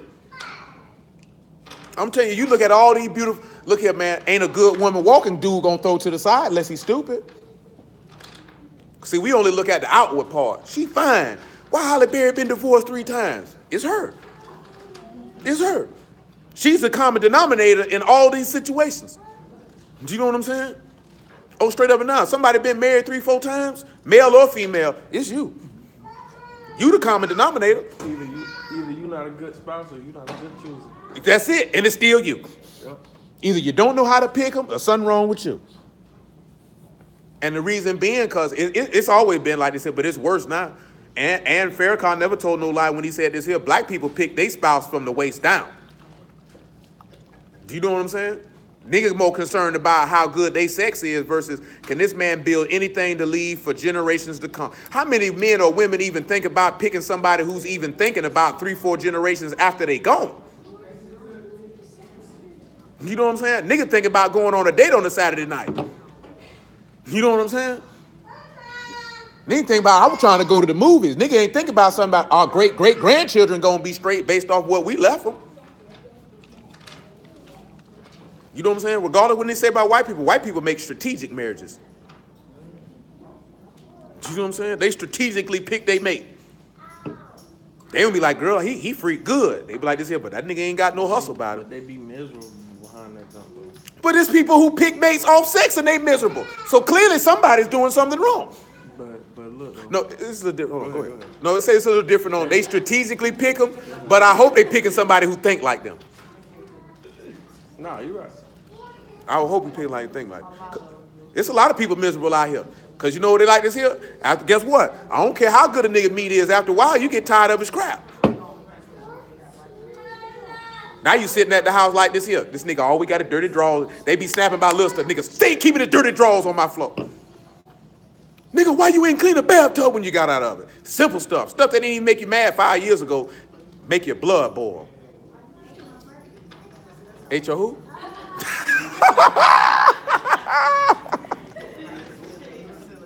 What I did? You ate her last apple fritter. She didn't appreciate it. Yeah, I ate her piece of salmon. You ate her breakfast this morning? She left it on the table. You heard they said? You know what that nigga said? She left it on the table. You already know. Finders keepers. I did. But all jokes aside, though, in seriousness, though, man, I'm telling you, man, you want to get to know somebody before you see them naked. People look at you stupid. You know what the first time I heard them say? Well, how you gonna know if they sex is good? And that's how you know you somebody who never need to be married. If that's the first thing that come out your mouth, you don't never need to be married. Never. Because guess what? What your great-grandchildren gonna do with your great-granddaddy's sex was good?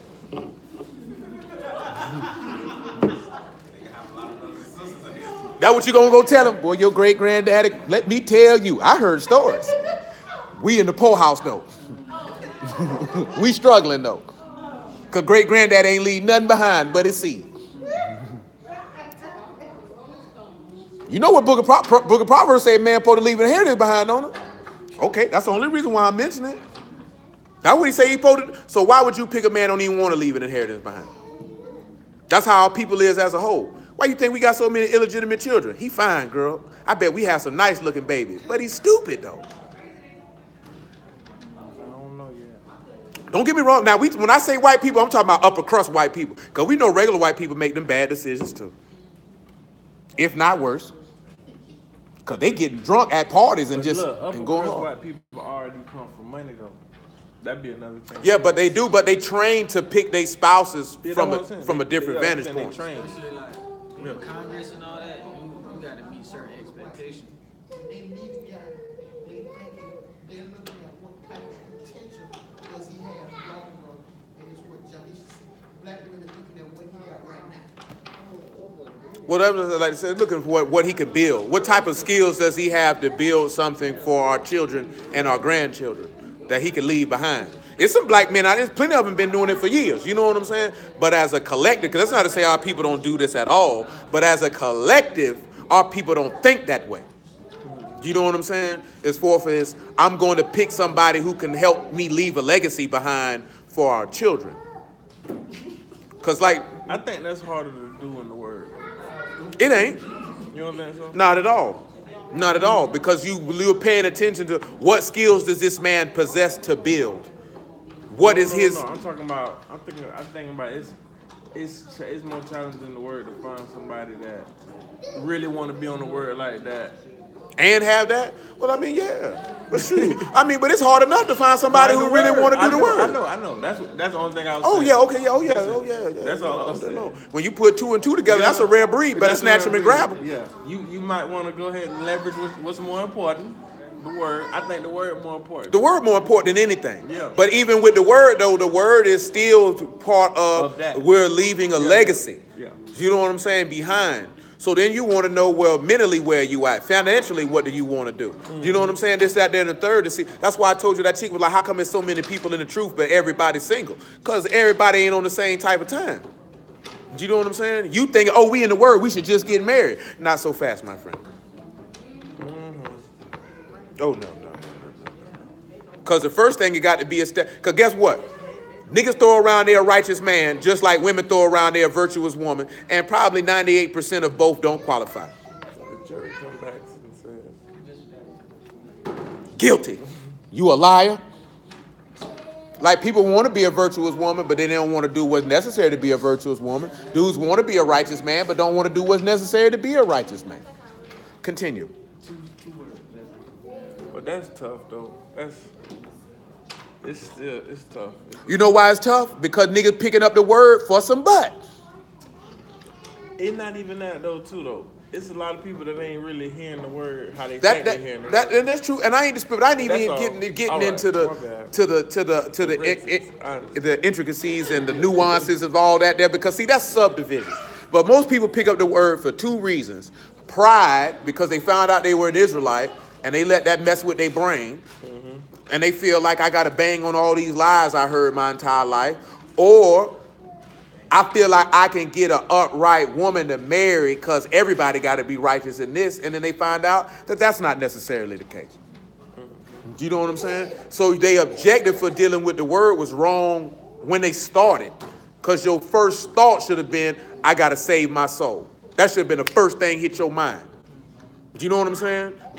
Everybody say, seek the kingdom first and all these things will be added to you, but niggas don't believe it because that's not what they seeking. Let me get this money. Let me get me a wife. Let me get this job. Let me do this here. And the kingdom get forsaken because that's not what you in it for. You know what I'm saying? You got to be in it for the winner. You got to be in it for what it's for. What I told you last night, you done forgot what you came for. You got to remember what you came for. If you remember what your goal was, you'll stay hungry. You know, notice when you forget what your goal is, I'll do it later. I get to it when I get to it. You done forgot what you came for. So you're not hungry no more. You didn't really want it that bad to start with. You couldn't have. You know what I'm saying? You got to want it more than you want to breathe.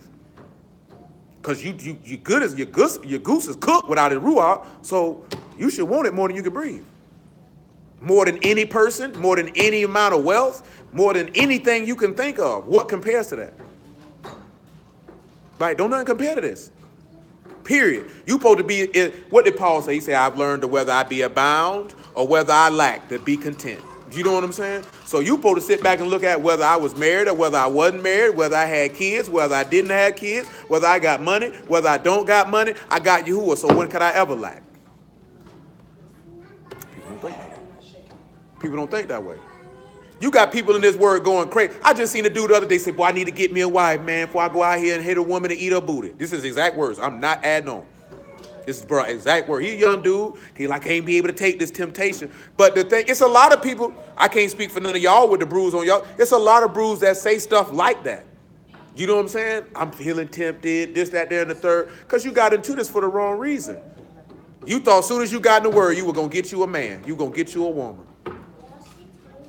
Now you ain't got one. Now you around here itching. Better go around here and pray and read this book and get on your grind and get your mind off all that. You won't have any problem.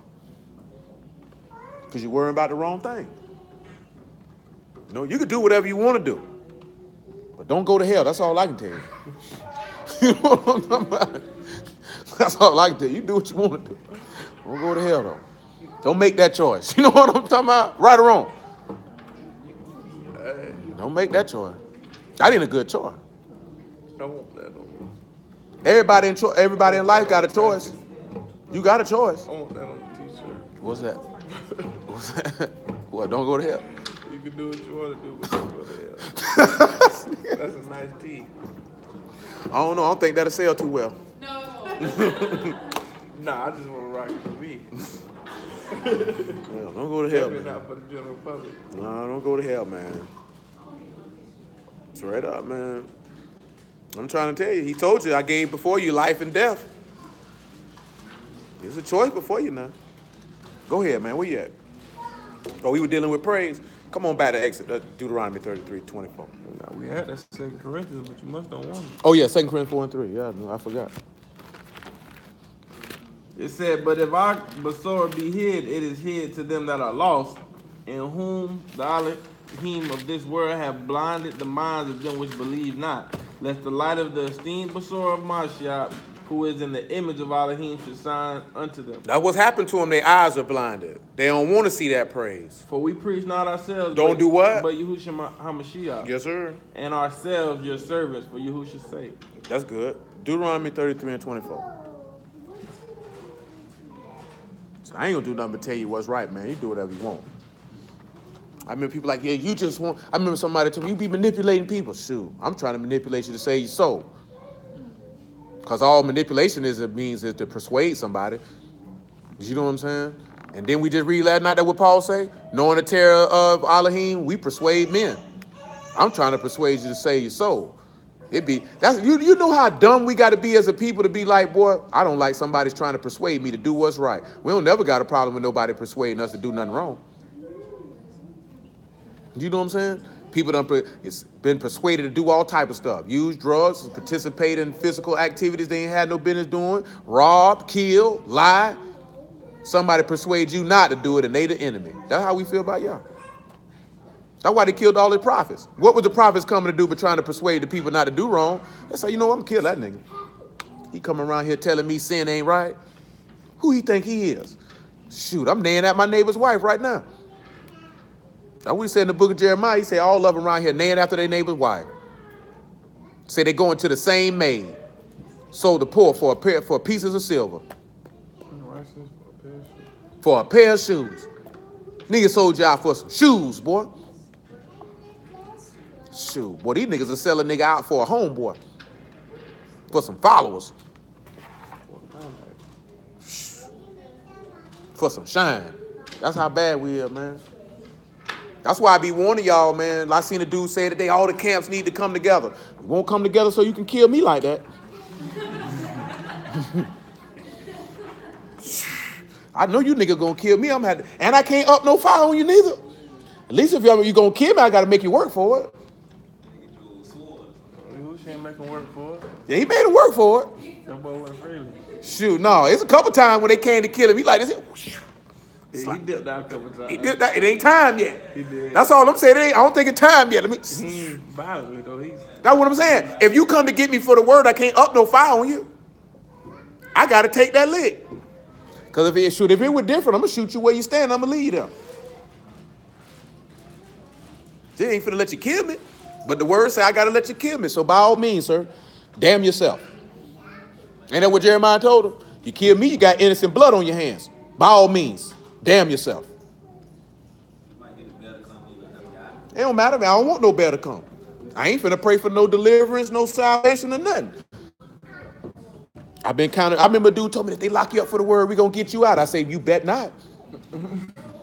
You bet not. Let me stay. Dead serious. Where I'm supposed to be, brother. That's where I'm supposed to be. That's what he talking about. I said, did you hear Peter them talking about protesting, get him out? What them people turned around and did? They prayed to y'all to get him out. Nah, I'm be like this here. Bomb me out if you want. If it's for the word, like for the word, nah, man. I've been kind of worthy to suffer for his name, bro. Leave me alone. Leave me alone. I appreciate the sentiment. Leave me alone, though. That's what they gonna be saying. What? Saying what? You gotta get me out. Put something on my books, though.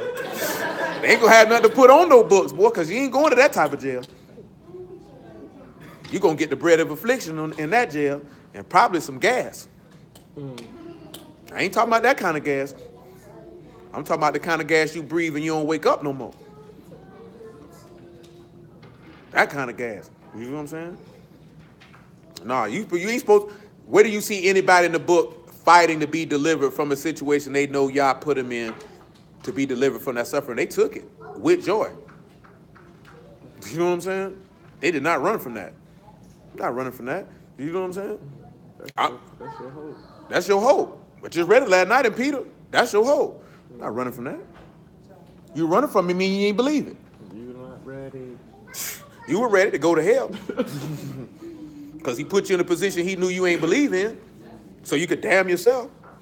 I keep telling y'all this because of the comment, boy, your enemies is of your own household. Nigga won't get me with that unity stuff. Cause I already know most of these nigga hoes anyway. Jealous, wicked. And you coming through around here talking about, oh, no. Because guess what a nigga don't want you to do? Don't say no doctrine that's going to have people. We need to be more one. We don't need no more division. I'm definitely separating myself from wickedness. I don't care nothing about your little doctrinal disputes. I'm not finna argue with you about no 12 tribe chart because I don't care. You know what I'm saying? I don't care about none of who you think an Israelite is, but I ain't with no sex with being no marriage, nigga. I'm not going for that. I'm standing on the word on that. Take it how you want to take it. You're not finna convince me that nobody can't stop sinning. I'm going with the word on that. I don't believe you. I don't believe in Yahushua. Sound like a personal problem. You already damned. You know what I'm saying? And I'm gonna stand on that. Same way we was on that show. You consider me your brother? No. No, I don't. How could you say that? I wanted to be petty, but I chose to maintain my professionalism. I said, because you're not my brother, because you don't do his will, because you don't believe on his son. You know, you my kinsman according to the flesh. What I wanted to tell him is, nigga, was you stupid? Is you slow? Did you not hear what I just said? I said what I said, and I meant what I said, nigga. And what? That's what I wanted to tell him. But that wasn't the proper thing to do. We're brothers. That nigga got mad, too. And everybody on the panel got mad because I wouldn't move off of that. I said what I said, cuz. You know what I'm saying? I don't care how many of you niggas get mad. I don't care how many of you niggas don't like what I just said. I said what I said. Come on, man. That's how you supposed to be with the word. I said, you done seen it live and in person. Nigga like this here. I said what I said. That ain't right. Well, you bring your scripts when it ain't right, nigga. Other than that, I said what I said, cuz. Hey, I ain't gonna lie. I always gonna respect that jump, bro. That's how that jump supposed to be. That ain't right, it ain't tight. Straight up. I said what I said, cuz. I don't care who that. I don't care who don't like it. I don't care how mad you get. What you gonna do? Beat me up? Bring more coals on your head. Go ahead. Beat me up for the word, cuz. You going to hell, not me. You want to kill me for the word? Go ahead, cuz. You going to hell, not me. Because if you beat me up or kill me, guess who you beat up and kill? Okay. Play with it. Do what you want. You want to talk bad about me? Talk bad about me. You ain't talk bad about me, cuz. I don't take it personal. I don't take it personal at all. Not if it's behind the word. Now, if it's not behind the word, I might come tell you about yourself. Go ahead, man. See, that's like this here, boy. That's how you supposed to feel about that word, boy. You supposed to ride, boy. You ain't supposed to care what nobody think or say about you. You more worried about what a man gonna say in Yahuwah in heaven like this here. I can't stand that little ugly bastard right there. You see how he don't be riding for me? He quick to cop out for that little ugly boy over there though. He ain't got to worry about it. I'm gonna see him in a little bit. Nah, you want him to be like this here. What he said about Daniel? When he sent Gabriel to Daniel, what he said about Daniel?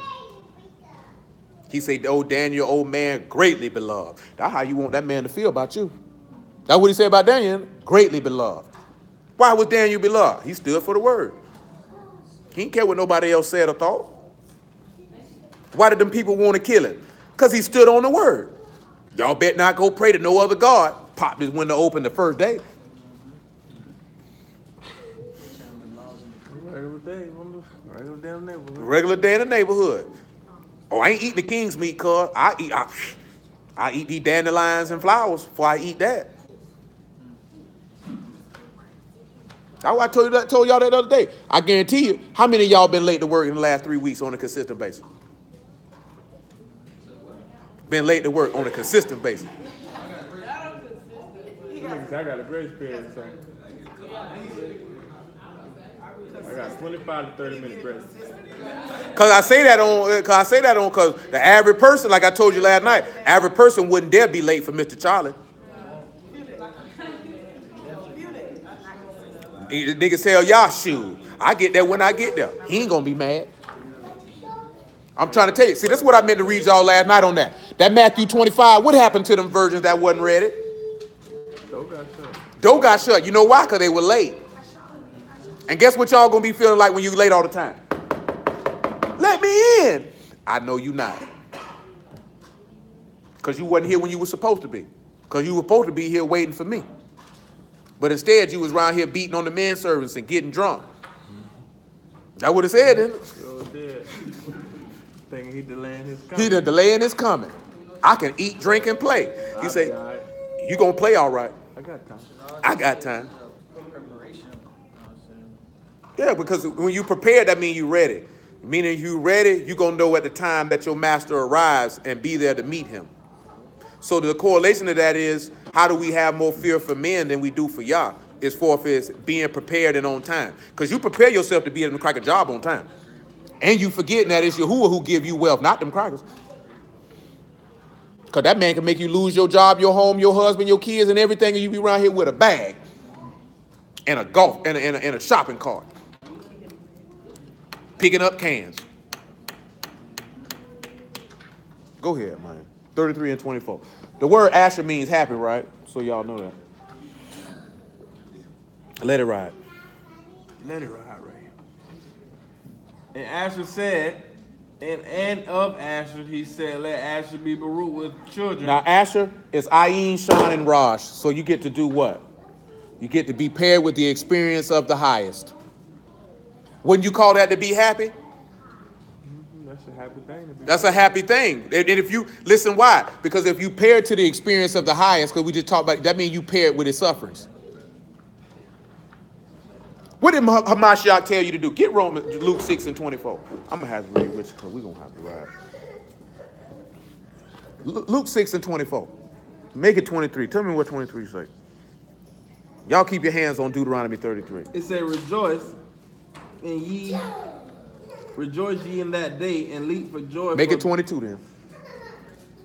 It say, Baruch are ye when men shall hate you and when they shall separate you from their company and shall reproach you and cast out your name as evil for the Son of Man's sake. Mm-hmm. Rejoice ye in that day and leap for joy, for behold, your reward is great in heaven, for in the like manner they did their father unto the prophets. So they fathers did the same thing to his prophets. And he's telling you that you're going to be paired to the prophets' experience too, didn't he? Yahushua told you if they hated me, they'll hate you also. Because the servant is not above who? His master. So you want to seek to be paired to his, because we talked about being paired to his suffering last week, didn't we? So that would mean that would make you happy or blessed. Do we actually think we be happy when we paired to this man's suffering? No, because we don't really want to reign with him. We try to avoid it. But he just told you, blessed are ye if you suffer with him, right? So that means you would be happy. What I just read last night, right? He said it's a blessed thing if you suffer for the word. Now, right, now you say, let him be blessed with children. Let him be acceptable to his brethren. Let him dip his foot in oil. Thy shoes shall be iron and brass as thy days, and so shall thy strength be. So the word for strength is dobe. It's D-O-B-E. It's 3 characters. Who would like to take a shot at that one? Who would like to roll the dice? You said that like a real young white girl. Dalet. D-O-B-E. Would you like any cheese with that wine? Go ahead. Dialect. You can jump off the porch with it. Oh, I mean, you got to finish it, not just definitely one. gotta finish that. Little cheese it. B-E.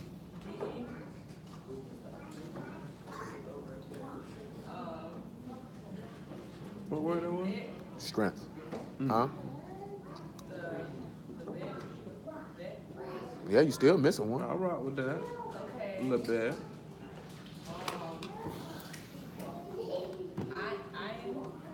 Uh-oh. That is correct. Uh-oh. Okay. No, that's wrong. Yeah, that's correct. Okay. So what would we sit back and look at that, right? For Ayin, what would we use besides to know and experience? Read all the things for Ayin for him. Hold on. Run it back. That's incorrect, brother. You run it back? Correct. Well, she said you said incorrect. You ain't right. Incorrect. Incorrect. Gotta switch that A up. Yeah.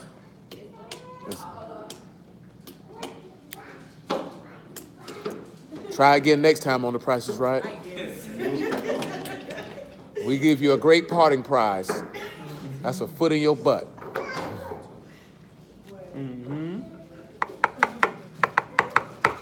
On Dalit, we ain't gonna use no door.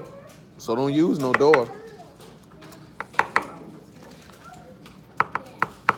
You know what we'll use for Dalit? To hang. Why would we use hang? Because of the sacrifice. So then you hang to the strength of the sun, is what it is, because that would be your strength. Isaiah 26:3, because I just felt like it needs to be read.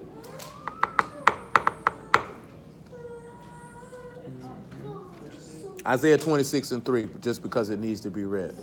Thou wilt keep him in perfect shalom, whose mind is stayed on thee because he trusted in thee. Trust ye in Yahuwah forever, for in Yahuwah is everlasting strength. What's in Yahuwah? Everlasting What's in Yahuwah? everlasting strength. Luke 17:7. So your strength is coming from being hanged to the strength of the sun. What was the strength of the sun? Zach, you know what the strength of the sun was?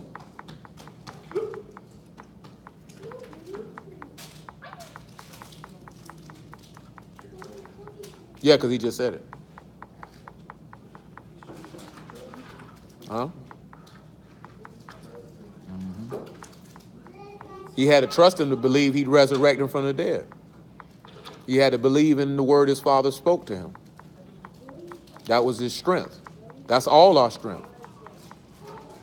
If you have it. That's what makes a virtuous woman a virtuous woman. A virtuous woman is just a strong woman, or it makes her strong. It's her faith. A man who has large faith is the strongest man you'd ever encounter. You know what I'm saying? It is something that is grossly overlooked, not only amongst people who say they believe in the word, but for who who actually know what it's about, but for people who just profess it, period. That's not an attribute that's kindly looked upon, but it's the greatest gift that anyone could ever receive. Because faith produces life and forgiveness of sins. Ain't that's what he told that woman when she was washing her feet? He said, that faith has saved thee. Ain't that what he told her? He said, you know, faith is the evidence of things hoped for, the things not seen. That's what made your forefather Abraham righteous. He believed in Yahuwah. He counted it to him for righteousness. That's why a lot of people are not righteous, because they don't actually believe in y'all. You believe in him, you trust him with your whole heart, mind, and soul, like he told you to. Come on with it, man. Luke 17:7.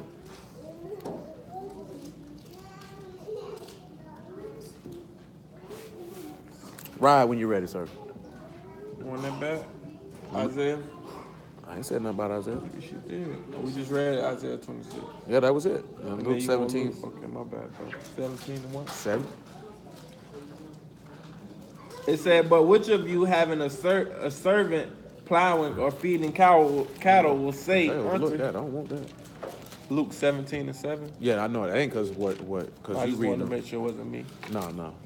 They ain't nothing to do with you. I heard that. I don't want that. I need 5.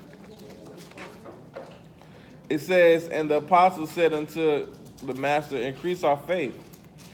And the master said, if ye had faith as a grain of mustard seed, ye might say unto this sycamore tree, be thou plucked from the root, and thou planted in the sea, and it should obey you. I know I'm being redundant with this, but why do you think I read that about having that faith as a mustard seed? It's something we just talked about 2 weeks ago. What does Yahushua say about a mustard tree in another gospel? Did he not say it's a small seed? That's the smallest of seed, greatest of trees. Greatest of trees when it grows. So he was the Yahoo. Remember, he said he saw rich men in a what? A low estate, right? So he's the smallest of seeds, planted in the ground, right? And then he grows to be a great tree that all the fowls of the air lodge their branch. I've never seen a mustard tree, so I don't know what they look like. You ever seen one? I ain't never seen one. But obviously, it's got to be a great tree if birds can live in it. When I was legit, I used to think that it was talking about mustard greens. I could see that. But a mustard green seed is like Very small. very, very, very little. But then when it was like greatest of trees, it threw me out. When I had read that. But people always say faith as a mustard seed, but they don't never mention that verse you talking about when they say The one with the branches. Yeah, with and the I can't branches. recall what gospel it is off the top of my head where he mentioned that with the branch. Probably in Matthew. But you got to think about that, right? Because this is your strength. Your strength is coming from your belief in that somebody's small. Because remember, he said he humbled himself even unto death. So you make yourself this small and this low just in order to expand and grow and be great. You know what I'm saying? And that coming from your belief that he going to resurrect you from the dead. Deuteronomy 33:26, he looking for that verse for y'all.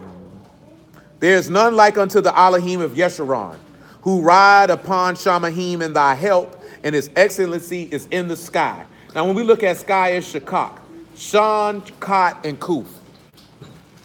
So what will we use for that? Kuf, you're going to have final, right? We don't use no divide. You could use divide if you so. You could look at the final divide. The final division, you know? 4 and 13. What, that Matthew? Mark. Mark, go on and read it to him. Mark 4 and 13. Read it to him. Well, 31. Mark 4 and 31. I think we did read that. Let's read it at 30. Because this correlates with Ezekiel 17 for those who want to read on their own. Go ahead, sir. Mark 4 and 30. He said, whereunto shall we liken the kingdom of Elohim, or what comparison shall we compare it to? It is like a grain of a mustard seed, which when it is sown in the earth, it is less than all the seeds that be unto the earth. Yahushua was less than everybody, wasn't it?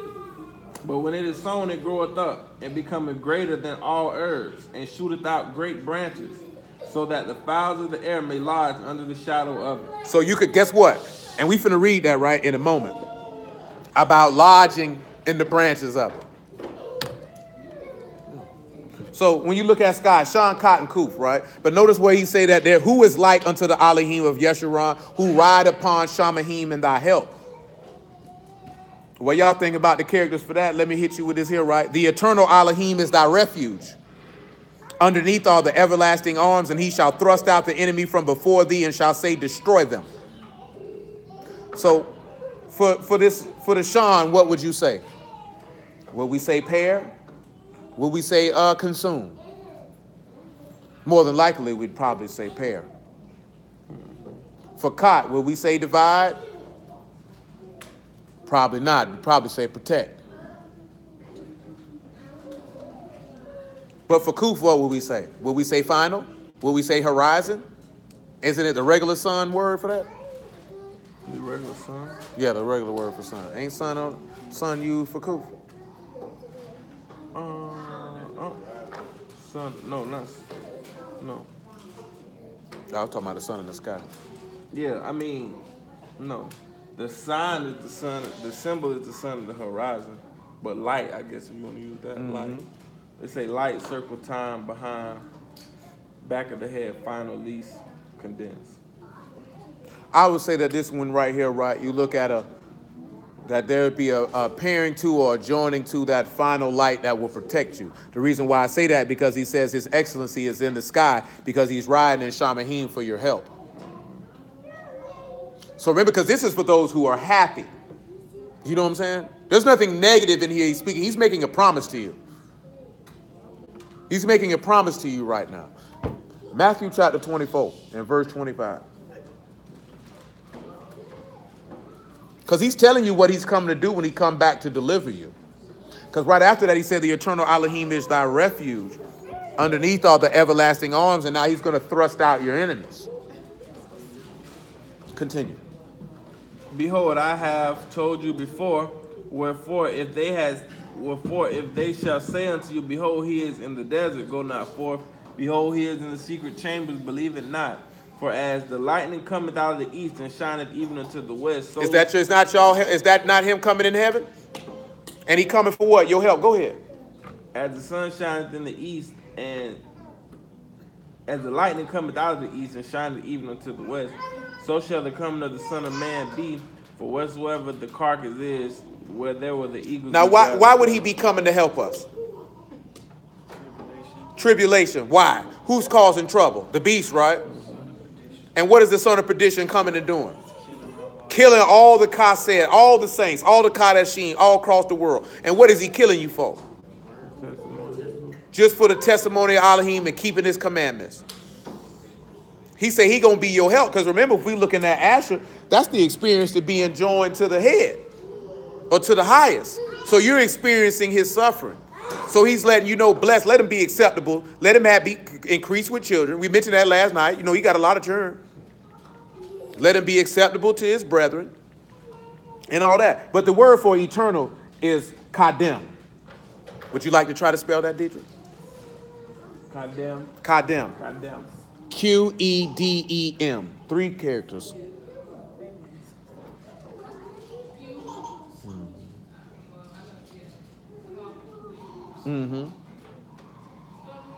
Qedem. That is correct. Yes, ma'am. So that's it. So when we come with the eternal Elohim is thy refuge, and we got Kuf, we would probably say final.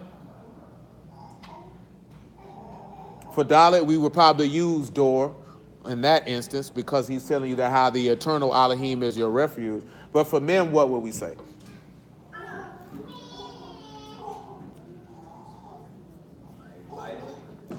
Mighty.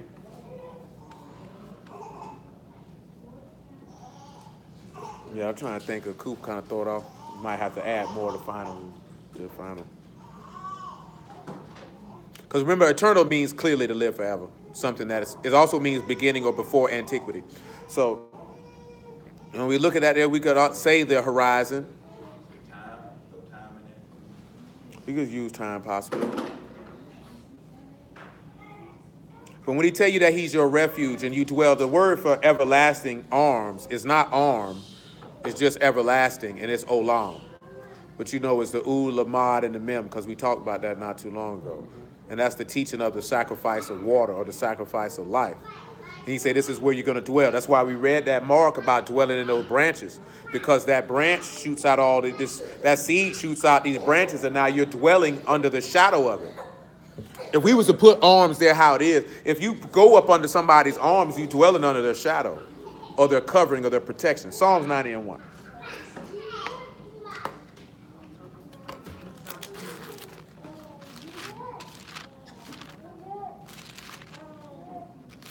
Make sure that's the right one. Now, Psalms 91. Psalms 91:1. He that dwelleth in the secret place of the Most High shall abide under the shadow of the Almighty. I will say of Yahuwah, he is my refuge and my fortress, my Elohim, in him I will trust. See how that go back to when we say he made a tower in the midst of that vineyard? Go ahead. Surely he shall deliver thee from the snare of the fowler and from the noisome pestilence. He shall cover thee with his feathers, and under his wings shalt thou trust. His truth shall be my shield and my buckler. He know what the word for shield is. Go tell him what the word for shield is. Oh my God. Not in that one. No, not in that one. It is in Deuteronomy, though. Nope, for Buckler either. Just Buckler. Neither. This one is to Sanaa. But we're not going to go through it. I just was seeing if he was matching up. Continue. No, he definitely not. It say, "Thou shalt not be afraid for the terror by night, nor for the arrow that flieth by day." You see, that's where your trust with Yah come in at. But notice, right, because we got to continue. When we look at destroy, when he's talking about destroying your enemies, well, he shall destroy them and how he will thrust the enemy out. Shemad is the word for destroy. Shan, Mem, and Dalet. So we know clearly that he's going to consume the chaos of what? For Dalet, what we use? Because he's telling you he's finna consume chaos. To go in. To go in would be more. You know why we're going to use go in? Because at his last, he's going to consume this. Revelation 14, picking up at verse 8.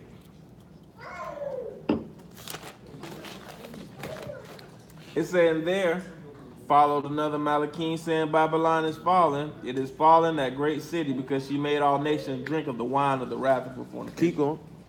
And the third Malachim followed them, saying with a loud voice, "If any man worship the beast and his image, and receive his mark in their forehead or his hand, the same shall drink of the wine of the wrath of Elohim, which is poured out without." Would you not say that they moved in? Or they entered into covenant with him? So now he's going to have to consume you for this. See, nobody wants... See, a lot of people like this, I want you to... What that is? Luke 13:1.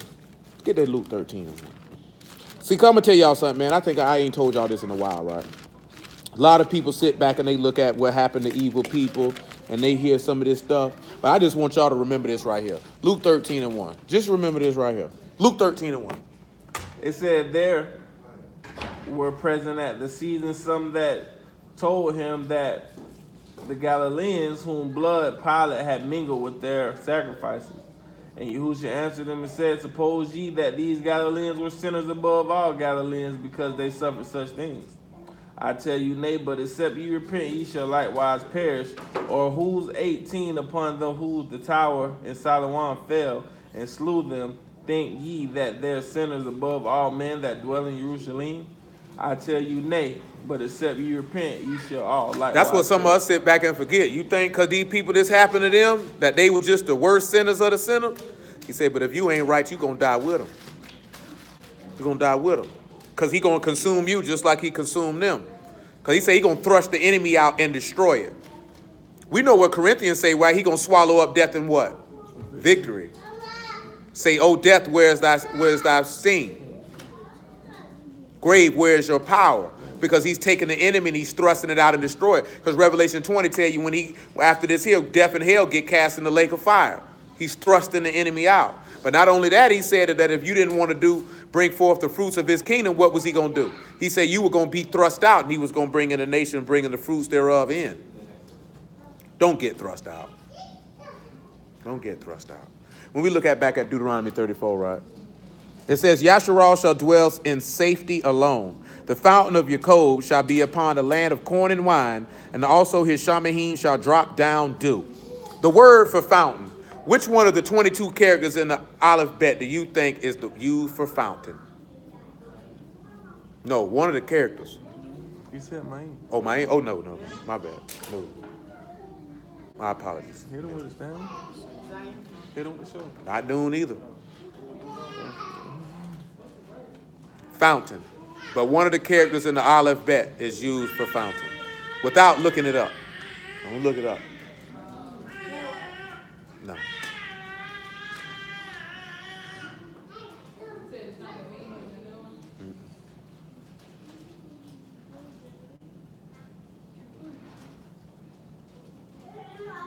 You want to take it again? You going to take it again? It's the Ayin. That's the character that's used in that particular passage. So for Ayin, clearly you know what the first character would be. What would be the last two? So what does that tell you? What? Is that the yard in what?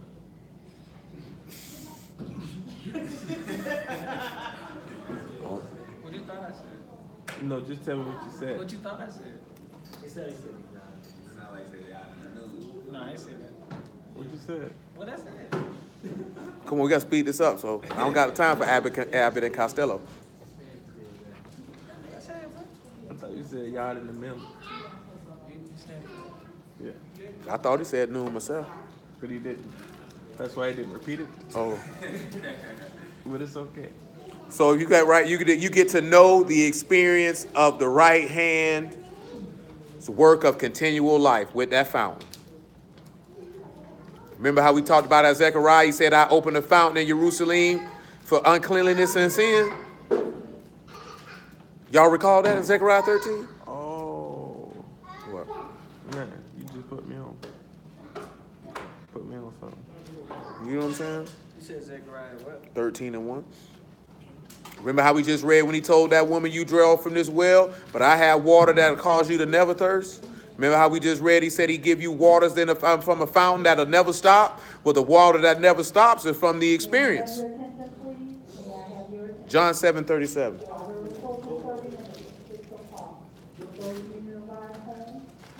Anybody need a ride home? Because you say you need to call for it right now. I guess nobody needs a ride home. John 7:37. Well, I thought you said 7 and 7. And in the last day, that great day of the feast, Yahushua stood and cried, saying, "If any man thirst, let him come unto me and drink. He that believes on me, as the scripture has said, out of his belly shall flow rivers of living water." Thus he spake. Of the Ruach, which if they should that believe on him should receive, for the Ruach HaKodesh was not yet given. Because what? Yahushua was not yet esteemed. So in order for you to get it, you have to be part of his experience. You have to experience his work. And his work was for him to die and the sufferings that came along with it. That's what he just said, right? He said that you shall dwell, and the fountain of Jacob shall be upon the land of corn and wine. That word for wine is actually new wine, and it's Tayarosh is the word. We have a Tau, a Yad, a Rosh, a U, and a Shan. So when we look at that, right, we got a covenant. We got that Yad, so we got the covenant of the right hand, or the covenant of the work of the right hand. You got to sacrifice, you got to consume it, and you got to Rosh. So well, even at there, I wouldn't even sit back and say the for Yad and say the work. Matter of fact, I actually say the work and just sit back and just let the highest be there for Rosh. Because we would take that Shan and we would put to be paired. And you're paired to the work of the covenant of the highest by his sacrifice. Because this is what that, remember, what did we read last night with Yahushua? He said he wouldn't drink this wine with you till he drunk it what? New. How many times did this book talk about the land pouring down new wine? So what is this new wine that's pouring down? Because this is a different cup you drinking from. The first cup you drunk from was for you to die. This cup you drinking from is for you to live forever. You know what I'm saying? That's why he said, "Come unto me and what? And drink." Go on and get it for him. Revelation 22, man. 22. Probably about verse 16. It say, "I, Yahushua, have sent my Malachim to testify unto you these things in the assemblies. I am the root and the offspring of David, the bright and morning star." Yes, sir. And the Ruach and the bride say, "Come." Let him that heareth say, "Come." Let him that is athirst come. And whosoever will, let him take the water of life freely. Listen, right? When he say in another place, he say the mountains will drop new wine. So we just read where he say the government on his shoulder, the mountain is described as the government. So when new wine is dropping down, you know what's actually being dropped down? Your vile body is being made like his esteemed body. That's why I said, "I'm not drinking this with you till I drink it new." Because when I drink it with you the next time, it's going to... See, the first time I drank it with you, it was for remission of sins. The next time I drink it with you, because it's the marriage supper of the Lamb, you're going to be rejoicing. Because why? Because Samach, like we read in, you grabbed hold to my set-apart spirit. That's why you're going to be rejoicing. You're not going to be able to rejoice if you didn't grab hold. The word for do in this verse is tall, and it's the tau and the lamad. So it's the teaching of the covenant. And if you know that, then you know what is the Ruach HaKodesh doing what? But teaching you the covenant, because he said, "I put my law where? In your heart. And in your well. So that you would do it. And your sins and iniquities I will remember no more."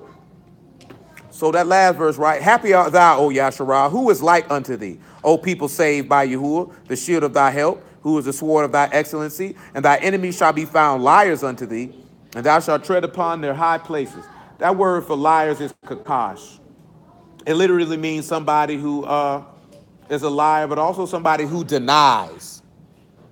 You have a kaf, a kot, and a shan. So what would we say for that? The cough is the palm. Is it, huh? The palm? The cough, that's an open hand, right? Open hand. I'm an open hand slap you. Man, you said the Rosh? Kot, no, kot and a shan is kakash. Oh. The Ka is the gate, the separation, division. And the Shan? So we look really with that kaf, we're going to see a work that will consume you and cause you to be separated. What's the work that will consume you to cause you to be separated? Give me Luke chapter 12. Is it verse 1? But we're going to start a little lower than that. Because it said also means to deny. 11 and 13. 12 and 1 is fine. They say in the meantime, when they were gathered together an innumerable multitude of people, insomuch that they trode one upon another, he began to say unto his disciples, first of all, beware ye of the leaven of the Pharisees, which is hypocrisy. Because if you're a hypocrite, what are you? You a liar. We like you a liar. I seen a dude in the sports group I mean got mad because they say, what's up with your man? You rolled for LeVar Ball all this time, and now he's saying if nobody don't want to stand for the national anthem, they shouldn't play in the NFL, and all the players in his league got to stand for it. They were like, I thought you said he was pro-black. He was like, you a hypocrite. You talking about, what is a hypocrite? We can't be, whatever, nigga. You can't ride and say you pro-black on one end, and then somebody who you, huh? I ain't get it. Because the dude is always pro-black all the time. And he's riding, the dude who's in the sports group, he's riding for LeVar Ball because he's black and the things that LeVar Ball has been working to do. LeVar Ball just came out and said, if them niggas in the NFL don't want to stand for the pledge, for the national anthem, then they shouldn't play in the league. And that in his basketball league that he's created, in the basketball league that he's created, he said no one would kneel, they all will stand. So they was like, are you going to take up for that? And he was like, what you mean? They were like, oh, you a hypocrite then. Yeah, that's solid. You know what I'm saying? But his point was, if that's how LeVar Ball feel, that's how he feel. But you can't see. But that's what I mean. I talk about how black people are. A black person feel like being pro-black is condoning any and everything a black person says and does, and that you can't never speak out against them, even if you don't believe in what they did or what they said, or if they're wrong. And that's why people don't get right. But we do it all the time, though. We enable our people because you don't want to, like I told you, look, we can't air out our dirty laundry. Man, bump all that. Don't tell that nigga by himself. Somebody need to do it. But that be because niggas in general, everybody got skeletons in their closet. And that's why nobody want to do it. Continue on. We had 12. See, I seen a little tweet the other day. Pusha T say Drake Brown here paying a nigga $100,000 for dirt. He say ain't no skeletons in my closet. I don't know what you've been doing, I don't care, but that's just the point. That's how niggas feel. They don't like what he said in the song, but he feel like I can say whatever I want to say in this song about you because my face clean. So you can dig, search, scrape, scram, it don't make no difference. I can hold you accountable like that because I ain't got nothing I'm hiding. It is hard to diss a nigga when you ain't got no dirt on. At all. And that's what frustrated niggas. So you know what niggas end up doing? Telling lies. That's what they did to Yahusha, didn't it? Told lies. Nigga be dead. Boy, if a nigga come, best believe, boy, if a nigga got something bad about to say about you, boy, they gonna throw that out there if you came for him. Nigga be like, I just don't like that nigga. Well, why you don't like that nigga evil? How he evil, bro? What he did to you? Just don't like that nigga, man. He proud. I'm trying to tell you. Nigga be looking for something. You know you got to be a very feminine man if you go to look for dirt on another man. If you pay for it, you definitely hoe. The only people I give a pass to on it, even though they don't get a pass because it's just a part of their occupation, is politicians because they get paid to find dirt. But lawyers don't get paid to find dirt. They don't really care. You know what I'm saying? My job is to win the case. I don't need no dirt to win no case. It'll help, but I don't care. They don't care how dirty you is. That's the reason why I said it, because if a defense lawyer, right, when he come down to sit down with him, if he killed a nigga, first thing he gonna tell you, but that's their job. But at the same token, though, their job don't necessitate them finding dirt because whatever they're finding has to be relevant to the case. They just can't come in here and say, that guy did this here. They can't do that. Like if you commit a crime and you go on trial, like me, I'm a felon, right? If I was to go to trial, the prosecutor cannot mention any of my previous convictions unless I get on the stand. Do you know what I'm saying? Then I open myself up to that. If I don't get on the stand, he can't mention that. Why you think when R. Kelly had that little trial, they couldn't mention nothing about what he had going on with young girls in the past? He never got on the stand. Once you do that, that's a mistrial, whole case over with. They couldn't mention nothing what Bill Cosby had going on previously in that trial that just passed. He didn't get on the stand. So having dirt means absolutely nothing. You know what I'm saying? But politicians, they dig up dirt. They go back 20, 30, 40 years in your past and pull that stuff up. Stuff you thought ain't nobody remember. They definitely went and found Joy Bud like to snort cocaine. Boy, Obama got skis too. Yeah, he like to shoot. They say he smoked rocks. I don't know. Shoot. Oh, I'm dead serious. Boy, Punk came out years ago talking about he smoked rocks. Obama, Miami Blast. In the limo. Miami Blast. You know what a Miami Blast is? Hey, bro, that's finished, bro. Go ahead. She don't know what a Miami Blast is. I believe that Punk too. That Punk was too detailed. Not the Miami Blast. That nigga say, boy, that Miami Blast. He had a little coat, but see, his whole. Yeah, they find it. I mean, they pay companies to do background checks on you. Oh no, they were talking about the coach for the Lions. He got arrested, but it got thrown out. No, that was the coach from Miami Dolphins too. He got caught with a little coat, but his hoe put him out there. Yeah, that little black coach. She took a picture of him skied up with some powder on the table. Talking about a powdery white substance. Stop playing. That man got coke on the table. That ain't no good, this nigga. That ain't no good. That boy must have been good skis to let that fly. She caught you slipping. She was, shoot, you could tell they were comfortable enough to do it. Yeah, it looked like she always been around that nigga. He like this here. He was like this here. That was like a side chick. Black prostitute. No, it was a white chick. We had 12 too. No, that was a white chick. It say, for there is nothing covered that shall not be revealed, neither hid that shall not be known. Therefore, whatsoever ye have spoken in darkness shall be heard in the light, and that which ye have spoken in the ear in the closet shall be proclaimed upon the house. Go ahead. It say, and I say unto you, my friends, be not afraid. Oh, matter of fact, drop down to verse 8. It says, also I say unto you, whosoever shall confess me before men, him shall the Son of Man also confess before the We already Father. read what that confession is. That's your behavior. In Psalm 50. Come on with it. But he that denied me before men shall be denied before the mouth. What is it to deny Elohim? How do you deny him? Your works. Indeed. Titus 1 and 14. You want to know? Yeah. I'm already too long. I'm at 2.5 hours. It says, not giving heed to Jewish fables and commandments of men that turn you from the truth, unto the pure all things pure, and unto them that are defiled and unbelieving nothing is pure, but even their mind and conscience is defiled. They that profess that they know Elohim, but in works they deny him. That's how you deny him. Being abominable And disobedient and to every good work. or reprobate. So when you sit back and you see that your enemies will be found liars, you'll see that the beast will be found a liar, you'll see the false prophet will be found a liar, and what will happen to both of them? They will be cast into a lake of fire alive and die. But hallelujah for Yahushua and worker. We got to slide on out of here. But yeah, you don't know what a Miami Blast is, girl? Wait.